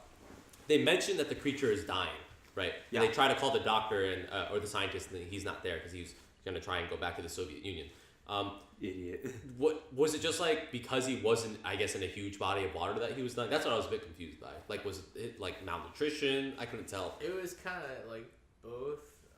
Because he can obviously recover from wounds, so I was wondering. I think it's just kind of both. You're just like in captivity for too long, you eventually just become sick. Especially like if you take in a wild animal. I know a lot of things where it's just like for wild animals, if you take in a wild animal for too long, if they get really comfortable with you, they can get sick very easily. I know like one of my friends, she's a huge like reptilian caretaker, and she's like, yeah, no, like these lizards aren't supposed to be a thing. Bearded dragons get like, she has like a couple of bearded dragons. She's like, bearded dragons are just easily get sick a lot of ways, and they get diseases easily, so you have to really take care of them. Just like unless you're in the wild, you know.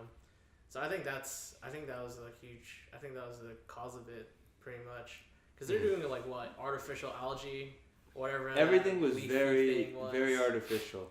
It was table salt. It was bathtub water. It was artificial algae or something like that, like some sort of ramen soup mix.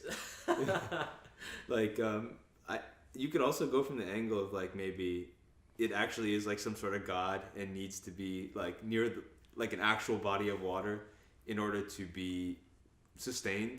I mean, it was also one thing I noticed, and not to take away from your point, Adam, but it was constantly raining after they took the creature out. Yeah, I was thinking about that too. Where it's just like the rain is fresh water, like and he reacts to saltwater brine. But like, do you think that he was causing the rain was because of him? No, I don't know. She said that the rain would come in at that day, but like, it wasn't just that day. It was all throughout, and it was heavy rain constantly. Like that was like that was some symbolism there, or like the creature was causing it. Because assuming he is like some sort of water god, I imagine he can do that. One thing that I also really liked about the film that we haven't touched on is I really liked how all of the characters came together to support Eliza, like because that shows how much they do love her. Like Giles, I mean, he takes some convincing, but eventually he does come around and he does some heavy lifting. Like without him, they wouldn't have gotten the creature out. He's the guy that drove the car and everything like that. But even like the way Zelda confronts her and just like, what are you doing? Like Zelda goes up to Liza literally and just like, what are you doing?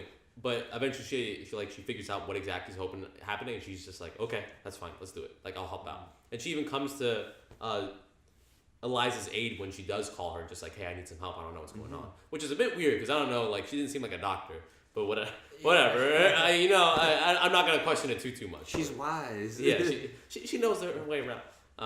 But I mean, yeah. Before we get into, I guess the last two things visually and of course the music, and then go into I guess any bad things we had about the film. Is there anything else you guys wanted to mention? I would say like that last scene where you see the silhouette and the creature. I mean, her like Eliza's silhouette and the creature. I was thinking about what if she had that other heel? Would it be too generic? And I was thinking to myself, that's the perfect shot. Character-wise, silhouette-wise, it's just like, I don't know why it appealed to me. It's just something that like was added, but I don't know. If Eliza had that other heel to complete that womanly figure, I feel like it would completely make it too generic and would turn me off for some odd reason. Okay. But she didn't have that heel, and it just made it interesting. Like something, like a part of it was lost, but it just made the whole silhouette just like, I guess it just didn't make it feel like they were just in empty space. That's a very subtle design point there. But yeah, no, like I don't know why I enjoyed that last shot of her just without her heel. I don't know, with her heel it just looked too generic. But I don't know why I appealed to like, why does she need that heel? Or why doesn't she need that heel? I'm sure there's like some heavy symbolism in there. There's heavy symbolism throughout all this film. Yeah. Oh, 100%. But you guys have anything else before we go into, I guess, the visuals of the film? I like commenting on what you said about how they all band together. It's kind of a nice little story of how they're all kind of dissatisfied with their own loneliness in one way or another, and they all like, okay, this woman has found happiness. This woman has found somebody. We have to help her. We have to make this happen. And even in their own way, besides that, they all realize how important Eliza is to them. Like what's it called? Giles literally says, "You're my only friend." Yeah, he does say that. And for Zelda, it's implied that Eliza is her only friend as well. She's constantly they're constantly venting to this woman, and she just takes it all in. Right, and does it with a smile and supports them. So it definitely is something that's really nice to see. But all right, so guys. This was a visual tour de force in every single way, whether it be the shots, whether it be the set design, like you mentioned, whether it be the creature design, whether it be the attention to detail in terms of the setting, everything like that. So tell me a little bit about how you guys felt about certain aspects of that visual, how Guillermo del Toro helped create the world of this movie. Tell us, Pav. I know you got feelings about the 1960s set design. Yeah. You like that aesthetic. And we're going back to what we talked about probably 45 minutes ago here. And I have another totally off-topic thought that just popped in my head. Right? Go for it. That's okay. Wish I would have thought about 2 minutes ago. That's okay. But, you can mention whatever you want. We talked. Well, first off, I'll finish this point. Sure. I mean, the attention to detail and that sense of surrealism that I talked about earlier. That's pretty much a prevalent force in any Del Toro movie. Was definitely there. I mean, you can't. This movie is 100 out of 100 in terms of its attention to detail, visual efforts, and frankly, that's the kind of thing I expect. I mean, the plot and everything else amazed me, but I figured no matter what going into this that I'd be impressed to say the least, and I certainly was. We also talked about I think Vince and Jake mentioned the whole idea of how this movie is very reminiscent of a play, and I feel like I see a lot of that just in terms of how the sets were very limited. I mean, exquisitely done, but there were like 4 pretty main backdrops throughout the film. There was Giles' apartment. There was the facility or the research facility. There was the pier, I guess. The pier's at the end, but I mean, the 2 ones are the facility, and I guess Guile and Eliza's apartment. And then the facility, and then the facility, Strickland's office. Right. I mean, otherwise, I mean, the 2 other things that pop up, but the one thing we didn't talk about before, and I don't know, I'm confused as to how it really ties into things. Besides Giles, alluding to Giles' sexuality, is what was the whole idea of that plot behind, or that subplot behind the key lime pie place, the diner with the diner with the fake Southern act, and the franchise. I mean, the fact that he keeps going there, the fact that he's got all these pies hoarded in his refrigerator, is that just something they threw in to fill up 5 or 10 minutes worth of movie, or is there something I'm missing? I would almost want to say that like that scene in itself was just a wake up call, in case like people just didn't remember. Hey, remember this is the 60s. We don't accept this. We don't accept black people. We don't accept gays. We don't accept Jews either. And like remember, this is a family asset, so it always like puts back to like. Right.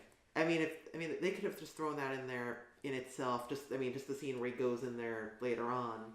But I mean, the whole thing about how he where he takes Eliza there, and then he goes there again, and he's in the kind. I guess you can say it's not a relationship, but the interactions he has with the waiter.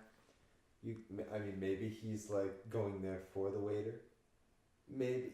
Alternatively, maybe it's just showing like it's just a way to establish like comfort is gone. Like these people are outcasts even in this friendly place. Yeah. Kind of like what Vince was saying. There's like, even though like you have found common interests, even those common interests aren't always what you want to find in someone. Yeah. especially when right. they reject you at the drop of a hat. I do think it was a reminder of the setting, but also it just adds more to the character of Giles. I mean, he just got rejected, right, from the job, and he was kind of down on his luck. And then having that rejection again from the diner, even though it didn't seem like it's implied that he's gay, but I don't think that's what he was going for right there.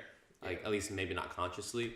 But then it's just like, wow, that's the impetus of him realizing that Eliza is the only person that he has. And that's kind of spurs him on to help her out. It might also be like throughout the movie, it seems like they're kind of dissing like the classic American dream, I guess, with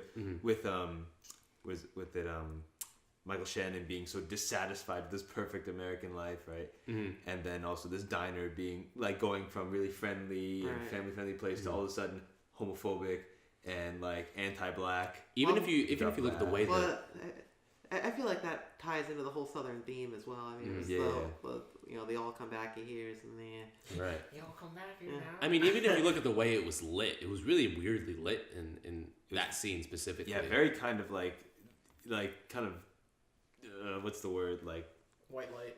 white. Was it white? I remember it being kind of green, but I might be misremembering it. Either way, it was unfriendly. Yeah. It wasn't like open and bright. It was kind of dark almost. Yeah. no. But I mean, how did you feel about, I guess, the visuals of the film and Del Toro's, I guess, sensibility as the director in that? I thought it was really good. I thought the way certain scenes were framed and the way certain scenes were shot, it reminded me almost of a Wes Anderson film, just in sort of like the colors and like the way like the lighting and the colors and stuff like that. But yeah, I don't have too much to say about it other than that. Like I think it added a lot of flavor to the tone of the film, and I feel like the lighting, everything was deliberate. You know, like with regards to the way the restaurant was filmed. I also got a really weird vibe from that place. And also to the way Eliza's apartment was lit, especially her bathroom with like sort of like the green tones. Green seems to be a really prominent color in this film. Oh yeah, 100%. Yeah. Teal. Teal. Shades of green. Teal. Why do you think that is? Because I know the facilities are pretty green, right? Yeah. Green's like Isn't green supposed to be life because of like plants and stuff like that? green's supposed to be life, empowering. Actually, no, that's red. Sorry, and purple. Green's supposed to be like a little bit of a chill color, a little bit monotonous, a lot of life. Let's see. They had a little bit of humor, but it also breeds envy, jealousy. Envy and jealousy. Yeah. There was also the green gelatin, I guess. Yeah, the green versus red gelatin. Yeah. There's gotta be some symbolism here, there's Vince. a bunch of symbolism, right? So like, my take on the visuals. All right. It is amazing. One thing I'm surprised you guys haven't said was the bus as a setting. The bus was a great. There was a really couple. Like I remember when she was playing with the water droplets, and then it does like that transition into just looking at the water droplets on the window. Yeah. That was really really cool. That was interesting. I was thinking it was just like, did she just get impregnated? That's what I was like, whoa. Because at this point, Eliza is coming fresh off of having sex with the asset. Right. And she's moving these water droplets around on a windowsill and against gravity and the wind. I mean, that is one thing Unless the gravity is the wind. That is one thing about the main character that we didn't mention as well. Like, the creature is largely passive a lot in the interactions. Like, this is a woman that knows what she wants, and she's gonna get it. Like, she makes it very clear at certain points what she wants.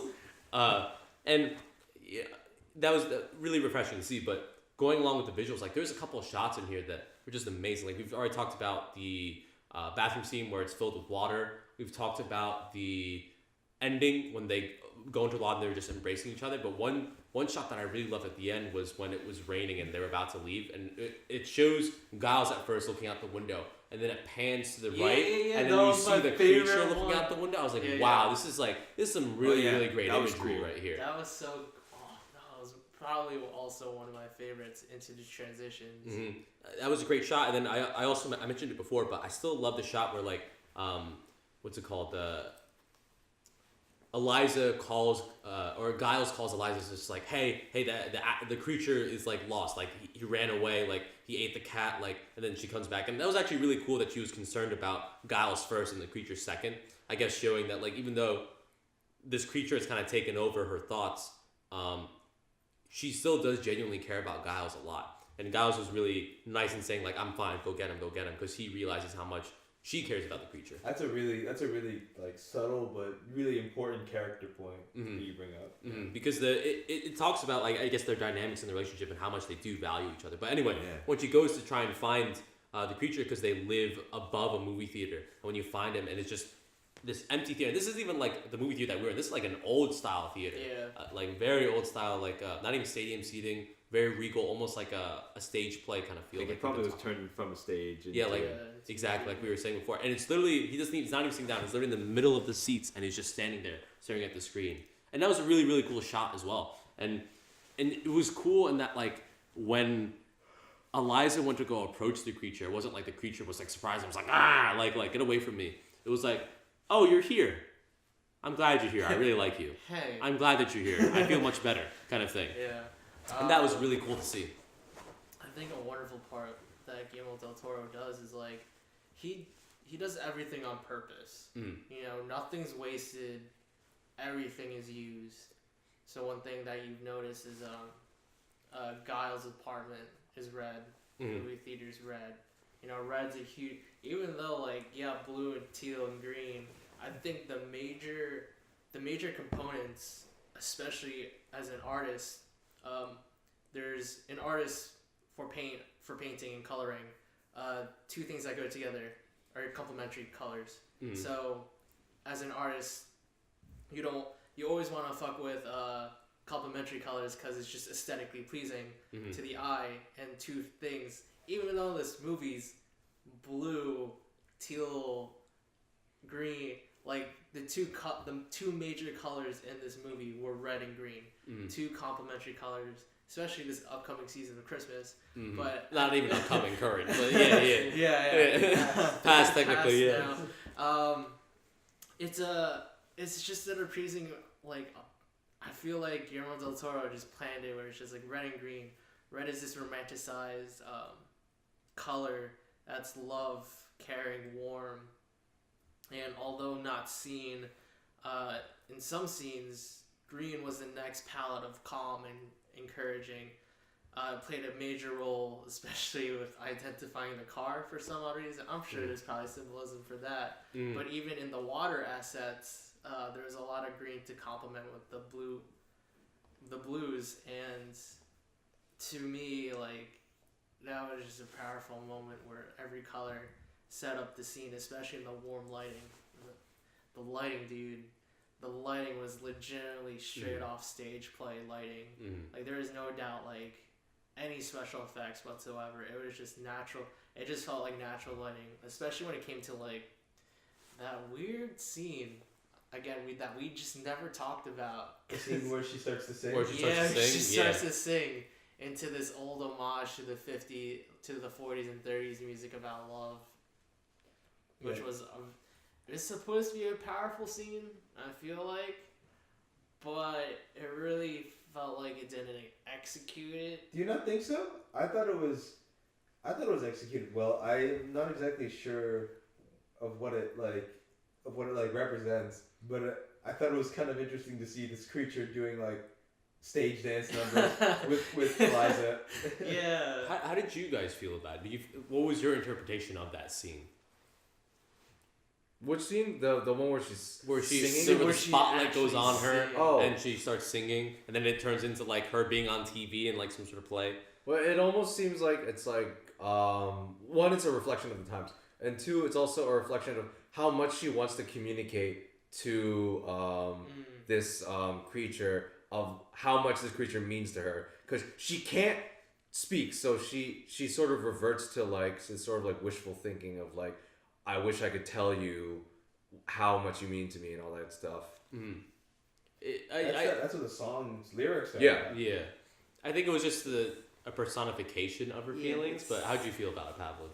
I mean, I felt that, of course, of course it was a fantasy. I mean, I don't think they broke the metaphorical fourth wall or anything there to suggest that there was some kind of, Astaire Ginger Rogers thing going on. It was just that, I mean, not in the Pan's Labyrinth sense where there was the whole alternate universe Sure. that Ophelia becomes the queen of and everything. Sure. This, I mean, that happens, I think, at the end when they go into the sea together, but that was just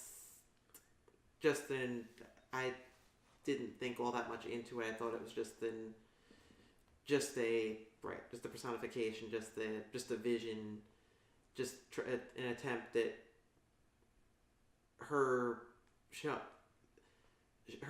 that she's, I guess, successfully able to communicate or convey her feelings and emotions through this song, in air quotes, to the creature. Mm-hmm. I mean, even like we touched on it, like the way it was shot was beautiful. Like how it went from like it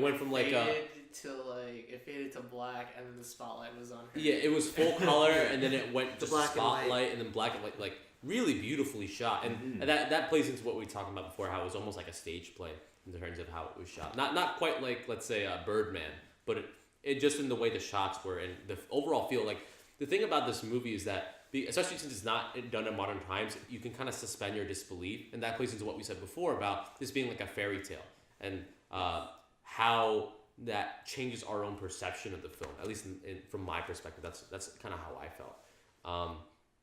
But how is there anything else about the visuals that really struck you that you wanted to single out or highlight? Nothing except the rain and what it means, because I'm still not sure. I thought the costume design was pretty good too. Oh, very good to the period, like we said before. All of the billboards, all of the advertisements, the license plates, all that stuff. I mean, I'm a sucker for 1950s, or early 1960s era stuff, and it was just accurate, vintage. It was a love letter to Pavlov.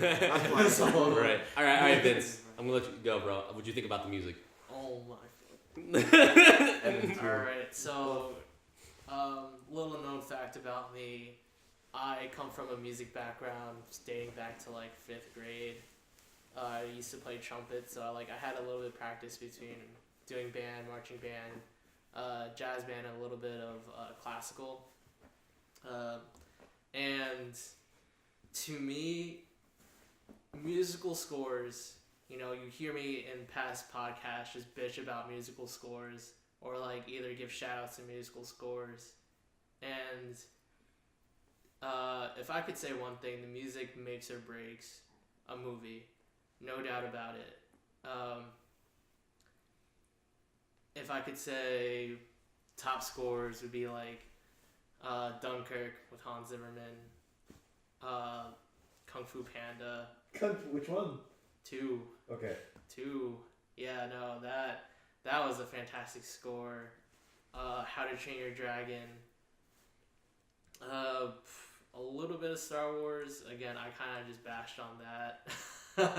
I kind of just bashed on that last podcast. I honestly really tried to get into it, but I don't know, I just lost that spark that John Williams used to have.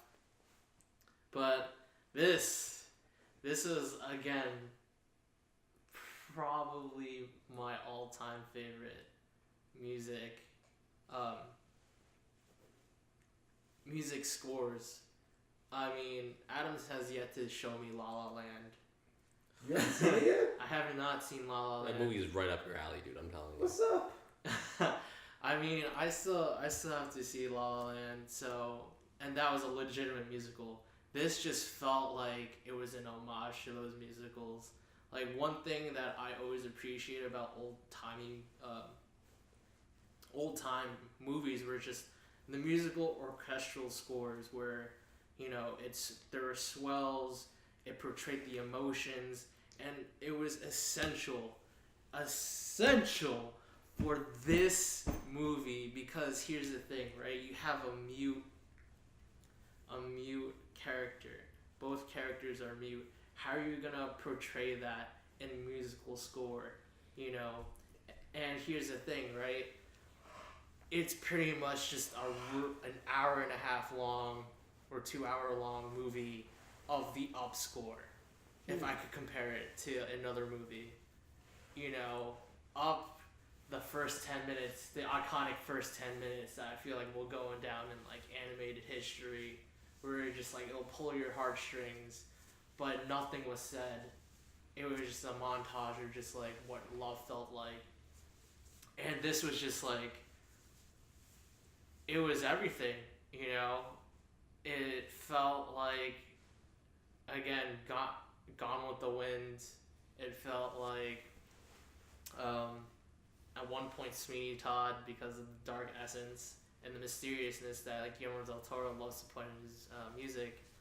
That is just like this mysterious sense of what is this creature, and then coming off of this common theme of I guess we'll call it Eliza's theme, where it was just a motif after motif after motif, and a reprise. It just fits so well with the dialogue, and there wasn't even any dialogue. It was just, again, it's so essential to find music in a movie because it adds that extra oomph. It's the topping, it's the condiment. It's one of the essential things that just needs to be there. And if you can't execute it well, you can't make a movie, in my opinion, as well.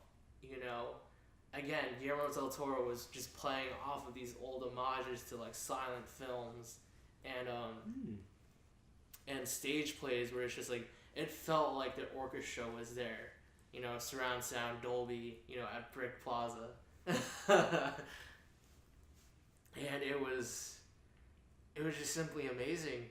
I don't know how else to play it off. Like, cartoons, animated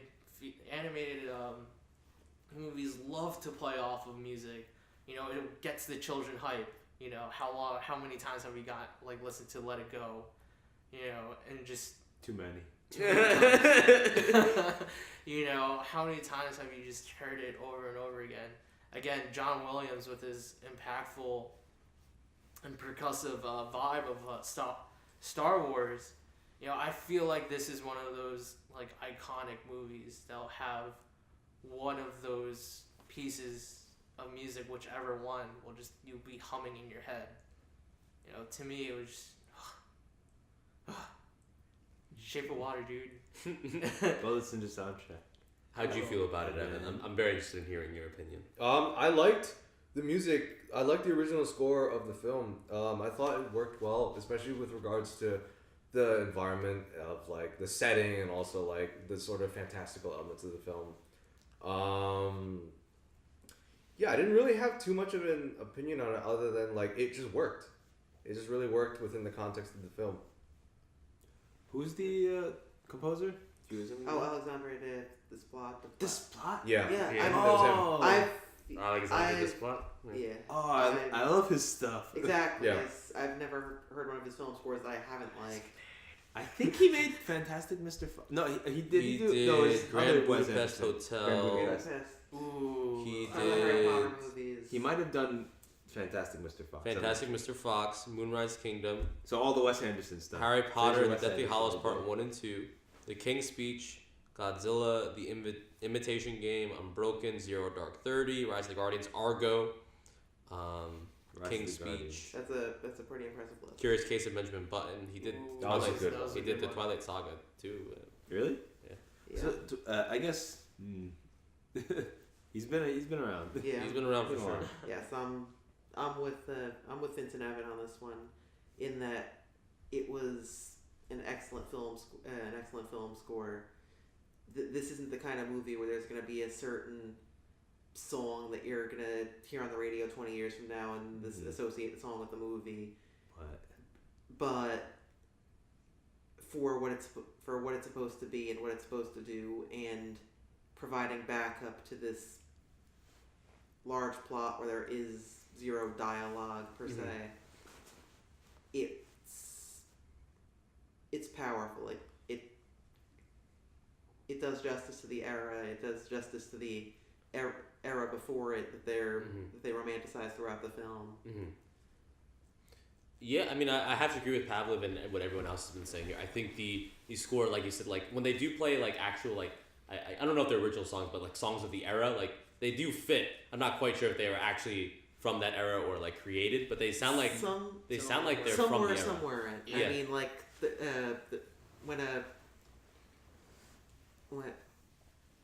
she plays the music in the creature's tank, and I mean she plays a Benny Goodman record. I mean Benny Goodman's 25 years before that, but I mean some of like there's that calypso-y semi-Latin-y number that kind of Chick Chick Boom. Right. Yeah, Chick Chick Boom was of the time. Yeah, that's of the time.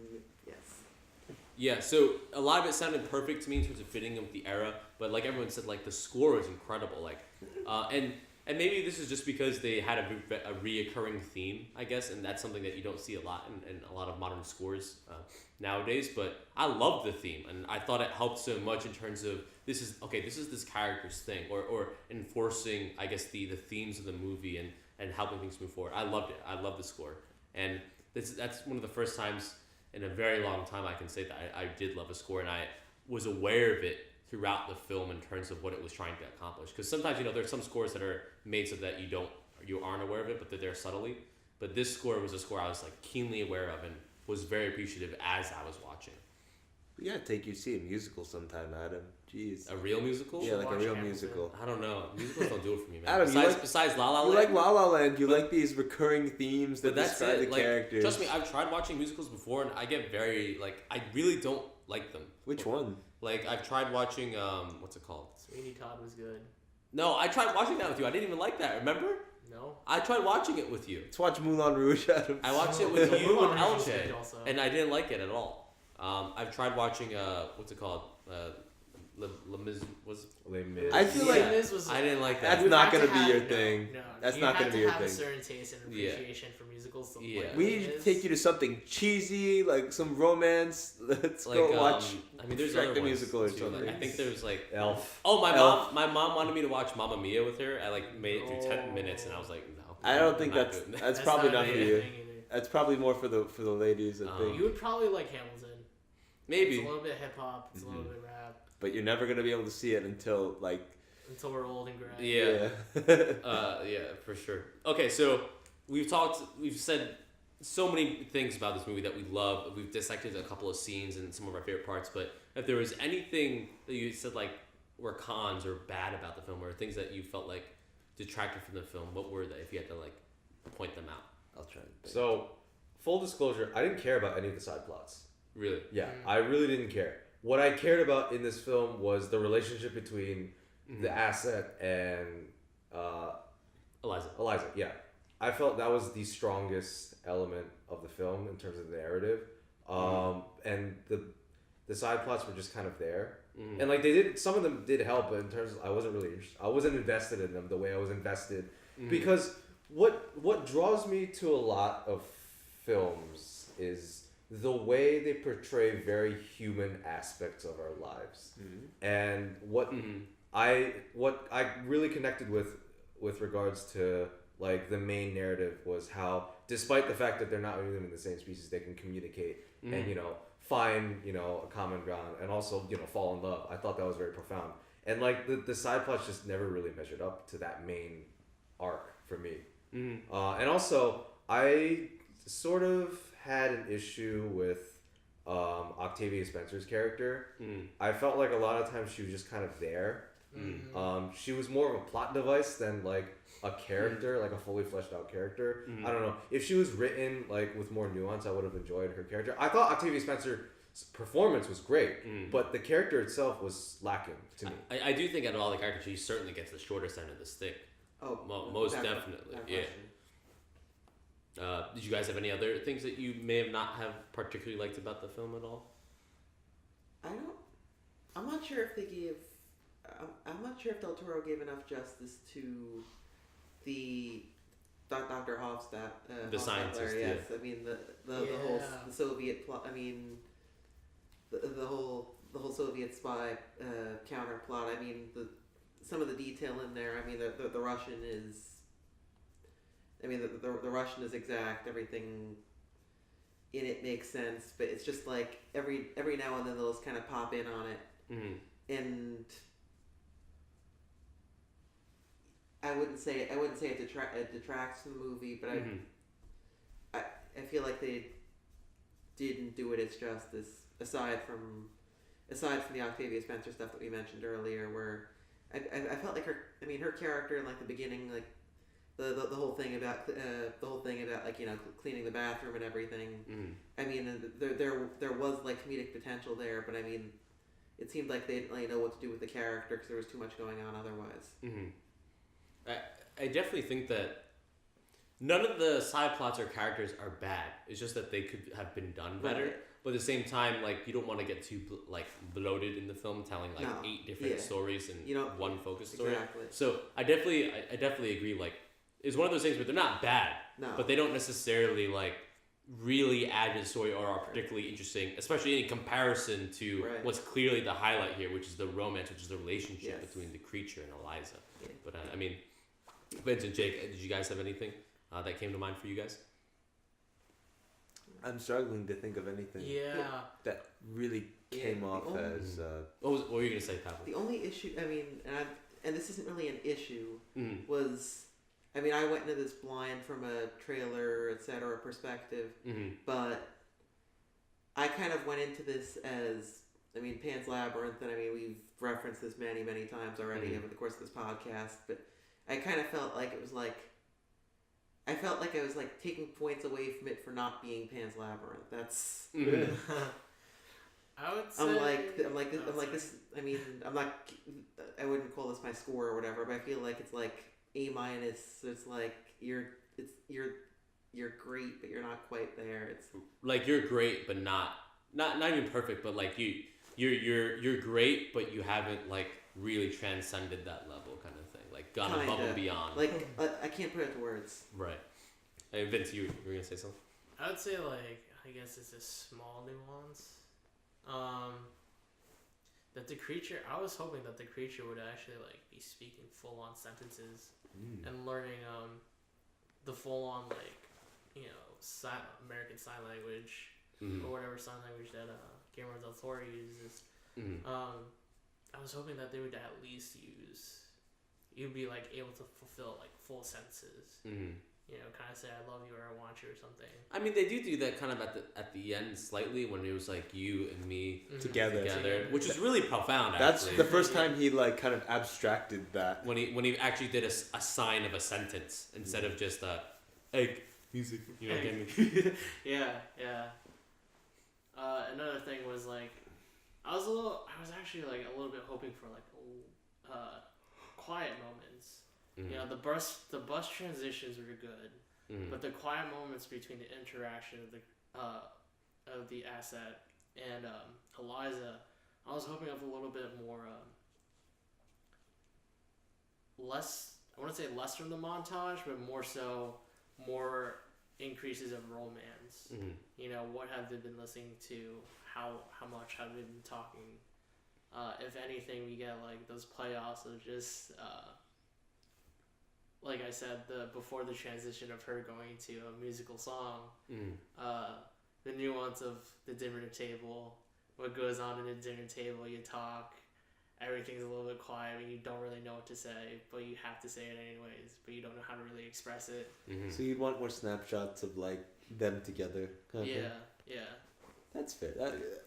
Again, it's a small nuance and a little bit of a preference.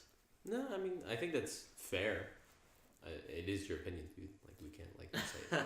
I feel like any longer, it might have made the film a little bit too much. Yeah, I didn't feel the length, but I agree. Like, if it did go on a bit longer, I'd probably been like, all right, let's. Because it wasn't like it definitely kept you like engaged the whole time, but I wouldn't even say it's a slow film, but it didn't have much room to stop. The pace wasn't like relentless or anything either. It was just like it felt kind of just like, okay, this is the end. Okay, wasn't too bad, wasn't too long, wasn't too short. Did you have anything else, Jake? Or no, not much. I'm ready to. Like the only thing that remains for me, I don't really have any issues with the film. The only thing that remains for me is just like kind of piecing through the symbolism. Mm-hmm. That's Yeah. Yes, I'd love to see it again and kind of really delve into that. But I mean, I agree with most of what you guys have said. Like, I agree about the side characters and the subplots. Like, they're not bad, just not particularly amazing. Like, we've talked a lot about the cool things about them, but in the sequence of the film, especially when you compare it to like the romance, it just doesn't. It's just not as it's not as interesting. It simply isn't. And I do agree with Vince. I think it might have been cool to see a bit more slow scenes, just like quiet, even just more interactions with the creature once they get to the apartment. Because that was my favorite part of the movie, once he actually gets to the apartment and kind of starts interacting and learning. But like those are like nitpicks at best. I wouldn't call those really huge detractions from the film because I think the film still accomplishes its job. But I think having the snippets of other people's side plots and other people's lives was kind of probably important to the film because, like you said, sometimes the chemistry and the interaction between the creature and Eliza was so intimate that it almost felt uncomfortable to watch for too long. Yeah. So maybe like having too much of them interacting would feel like kind of like very voyeuristic. For sure. You'd be like, oh, this if we doesn't actually feel saw them like actually fuck each other. Well, no, I wouldn't want to see that. I don't need to see that. But it's just like that's a little too fan servicey for me. Yeah, but I feel like just it could be too much. You don't want to watch other. You want a third wheel on this. Yeah, I think it might have been cool to see like maybe him talk with Giles more, or like you know, like look at TVs or books or something like that. Because one of my favorite things too is when he was interacting with the cats and not eating them, like petting them. That was like it was a innocent moment. And then like when he first went up to Giles and like put Giles hand on his head, I was like, oh wow, like this is actually turning into something. But I guess. I mean, gentlemen, we've talked a lot about the things we love about this film, everything about it, and some of the things that we don't like. I guess to kind of wrap things up, give your final thoughts on the film and your overall score. Evan, please start us off. So, two of my favorite films of all time are actually like sort of unorthodox romances, and those two films are Lars and the Real Girl, and Her, and. I found a lot of, and her is probably like my second like top two favorite films of all time. What's the other one then? Pulp Fiction. Okay. And because that was the movie that got me into film. But anyways, and I found part of the reason why I liked this film not only because of the really interesting idea, but also because like I personally found a lot of parallels between this film and Her. With regards to like two things that shouldn't really go together, but they do. There is a parallel there. And yeah, I guess it's finding humanity in things that aren't human is a theme that I really like, and I really like seeing explored in the film. But with regards to the film itself, I thought it was beautifully directed, beautifully shot, great performances from everybody. The chemistry between the creature and Eliza was fantastic and just a joy to watch. I've read reviews saying that like this is Guillermo del Toro's best film since Pan's Labyrinth, and while I agree, it is probably his best film since Pan's Labyrinth, but I don't think it compares to Pan's Labyrinth. I think Pan's Labyrinth is the better film, but that said, I really enjoyed it. I highly recommend anybody see it, especially if they're really into fantasy or are a fan of Guillermo del Toro's past work. And I'm going to give it an 8.5 out of 10. Okay. I would generally echo a lot of what Evan said, and as you can tell, this has been a fairly rave review for one of our podcasts. Especially compared to some of our other episodes. Exactly. Suicide Squad. Sorry. Sausage Party. This is pretty close to La La Land, the lost episode. But I'm sorry about that. I'm not gonna say that. I'm not gonna say that this is gonna win any Oscars or anything of that sort. Like I said, I feel like I have a Pan's Labyrinth complex here that where I'm trying to compare it. Sure. It's not quite the same, but I mean, the plot, the whole speechless love story that transcends the idea of species and all of that is extraordinary. The performances are excellent. The cinematography is excellent. The film score is wonderful. So on and so forth. There's no shortage of positive things I can say about the movie, but the timing, the pacing, pretty much everything works. But at the same time, I feel like I feel like I'm missing something that I can't put to words. I would have called it 4.5 stars out of 5, which would translate to 9 out of 10. It's well worth the price of admission. So I mean, if you're a Del Toro fan, a romance fan, a fantasy fan, like Evan said, by all means, please do see it. The lines are a lot shorter than Star Wars. You can still get seats. Don't worry. The R theater is pretty full. The theater was packed, so that is. That was the people that couldn't get into Star Wars. I was happy. And Pitch Perfect sold out too. Apparently, I overheard that when I was in line. I know. I mean, there's a lot of people that go into movies because there's Star Wars, Jumanji, and Pitch Perfect, which is something that a lot of people have been going out to see. Do people actually want to see Jumanji? Is Jumanji a remake? A sequel? It's a sequel. Okay. A lot of people like it. It has The Rock. It has The Rock and Kevin Hart in it. Yeah. They know it's a family film. Let's rein it back in. Yeah. Go ahead. What can I say? Jesus, like to me, like this film was just a work of genius in my opinion. Like everything just fits so well. The music, the score, the setting, everything Guillermo del Toro does is like he does it on purpose. You know, nothing's wasted. As I've said, nothing's wasted and everything's gained here. The portrayal of just, you know, having a disabled character and having that portrayed in such a pretty I would want to say magical way was just, I don't know how to describe it. You know, it's just one of those things where it's like it leaves me speechless how out of the box and unorthodox it is, and how wonderful he does with his direction. And that's what like pretty much makes his worlds like pretty much you just feel like you're there. Feels like you just missed something that like they're always there. Maybe the government's hiding it or some shit. You know, maybe they are hiding like an Amazon god. And it was just like it's just one of those things where it's like I don't know. His movies always felt like you close the book and you have that empty feeling. You finished it, and you're just like, what do I do with my life? That's how I always felt with like Guillermo del Toro's work. And with this, it definitely felt like it left me with a warm, fuzzy feeling of being complete. And I want more. But, you know, it's his one-off things. Maybe you should go find yourself a fish man. maybe I'll just go find a mermaid. You know?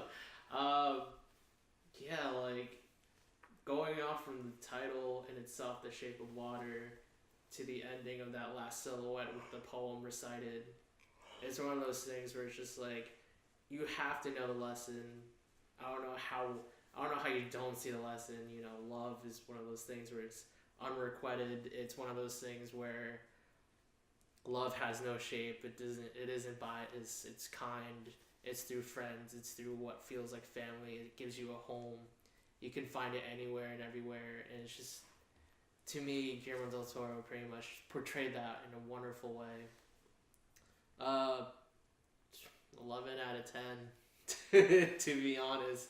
Like this is probably one of my favorite films of the decade that I will definitely remember, and I'm glad you guys dragged me on. Yeah, I had to go and rescue Vince from his house because I lost my wallet and we missed the masturbation scene because of it, so I'm chilling. So I'd like to thank Vince for clearing up I was gonna ask like the meaning of the title because I forgot about that. So I'm glad we figured that out.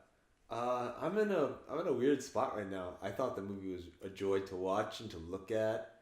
Music was nice. The characters were cool, and the story, while simple, was like, you know, very sweet and whatnot. And I really liked seeing like a sign language lead.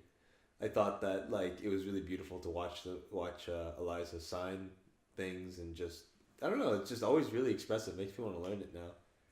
But I'm not. I can't. I don't find myself wanting to like watch it again. It's like a piece of art. Like, you know, I don't need to keep looking at it, but I want to show all my friends. I want to like send it to people. So that's how I feel about this film. Post it on my Instagram. Yeah. So, it's weird. I don't feel like, maybe it's just because I'm tired, and I still need to dig through the symbolism and need to sit on it some more. But I don't really feel like giving it like a number grade at this point. So I'm just gonna say, go see it. It's really good. I mean, everyone has already said things that I are my thoughts exactly. We've done an over 2-hour review of this movie, which is saying something. It's one of our longer reviews. And we didn't expect to do that. Yeah, it's definitely one of those. I think the best way to sum up this movie is that it's a gorgeous fairy tale, and being the hopeless romantic that I am, this got me a hook, line, and sinker basically. Of course, the performances are amazing, the visuals are amazing, the audio is amazing, the movie itself is amazing, and we've said some of the not perfect, I'll say, parts of the movie, but that doesn't mean it's bad. It's not bad at all. It's one of the best movies I've seen this year. Probably one of the best movies, like people have said, of maybe the decade even. It's a fantastic film. Go see it. I give it a 100% a full price. And you know, shout out to Guillermo del Toro and all that. Of course, you know, we're at the end of the podcast. Before we sign off, are there any shout outs any of you guys want to give? Words you want to say to the people? How can the people follow you? Evan. Is there anything you want to say? Shout outs you want to give? Shout out to Doug Jones. Yeah. Both of them. Good work. Both Doug Jones. Okay. All right, pal. If you got any shout outs you want to give, or words you want to say to the people? Shout out to all of you who are actually listening. We love our many fans, and I can't wait to do another one of these. Mm-hmm. Don't follow me. I'm lost too. So. Okay. All right, Vince. You got some people, something to tell the people. I know you do. Of course. Follow me on Twitter at jaw_breaker101, and on my Instagram to follow my awesome drawings and support me in my ever journey of trying to be an animator at Vince Just Draws on Instagram. Any shout outs you want to give? Nah, I'm good. Okay. All right, Jake. Go follow Evan on Spotify and SoundCloud to look at all his cool playlists. It's true. And hopefully eventually his original content. Hey. Go follow Noodle Mage on all of the socials. I'm his manager. Well, his Twitter's Dr. Noodle Mage. Dr. Noodle Mage, or Octopus Steak on DA. And you can follow him doing all his cool stuff. Mm-hmm. And maybe some merch. Who knows what'll happen. Mm-hmm. And let's see. ResearchGate. Yeah, you can peep me on ResearchGate. Not much is gonna happen for a little bit, but hopefully something comes along the pipeline. You know, eventually you could check out. Maybe I can have a patent in the U.S. registry, so you can look at that if you want. You could purchase some use of it. I don't know. And shout outs to all y'all cool people. Mm-hmm. And to, let's see, to Flanger. You're not listening to this, but I know you're sleeping upstairs. Okay. And with that, you know, of course, I want to give a shout out to all the people who have watched or listened to this review. Thank you so much. It really does mean the world to us. We're gonna have these conversations anyway, but the fact that you know you're taking the time out when you can be doing anything else, it does mean a lot, and we do appreciate it. Of course, a shout out to Jake for hosting us and for always being a very gracious host and hosting for our podcast. You know, giving us a place where we can talk about our thoughts without having to pay money. Really do appreciate it, brother. And of course, if you want to follow me, you can follow me on Twitter at Adam_bomb with 2 M's. Same thing with anything else, really. Of course, shout out to Tespa and Rutgers Esports for all the stuff that they do. Please follow them on social media as well. They do a lot for me, and they've had a very, very big part in my life. Of course, also want to give a shout out to Mark Rapinski, who's not here. Follow him on social media too. Dude does a lot of good stuff on there. Well, I hope he reviews this. Yeah, So I would be interested to hear his review as well. And of course, just shout out to the community. Shout out to all the people who Which community? The community of people who watch our videos. All of our friends and supporters. All communities. Yeah, all community. Shout out to the community of the world. shout out to the community from NBC. I'll end this by just saying shout out to everyone who worked on this film, who put in the effort to make this film a reality. Oh yeah. I mean, we talk about Guillermo and Sally Hawkins and he Doug deserves Jones. much more love. Right, but there's so much more people that go into making a film a reality, and I want to give a shout out to them for making this film a reality, and all the other people out there who love those monsters, but maybe don't get quite the love that they deserve. But. Shout out to his relationship with Hideo Kojima. Yeah, for sure, dude. He's gonna be in that new game, Death Stranding. But that's it, guys. That's all we have for this episode. Thank you so much for watching, and stay tuned for more episodes. Happy New Year! And guys, have a happy New Year. All right, guys. Bye. Bye.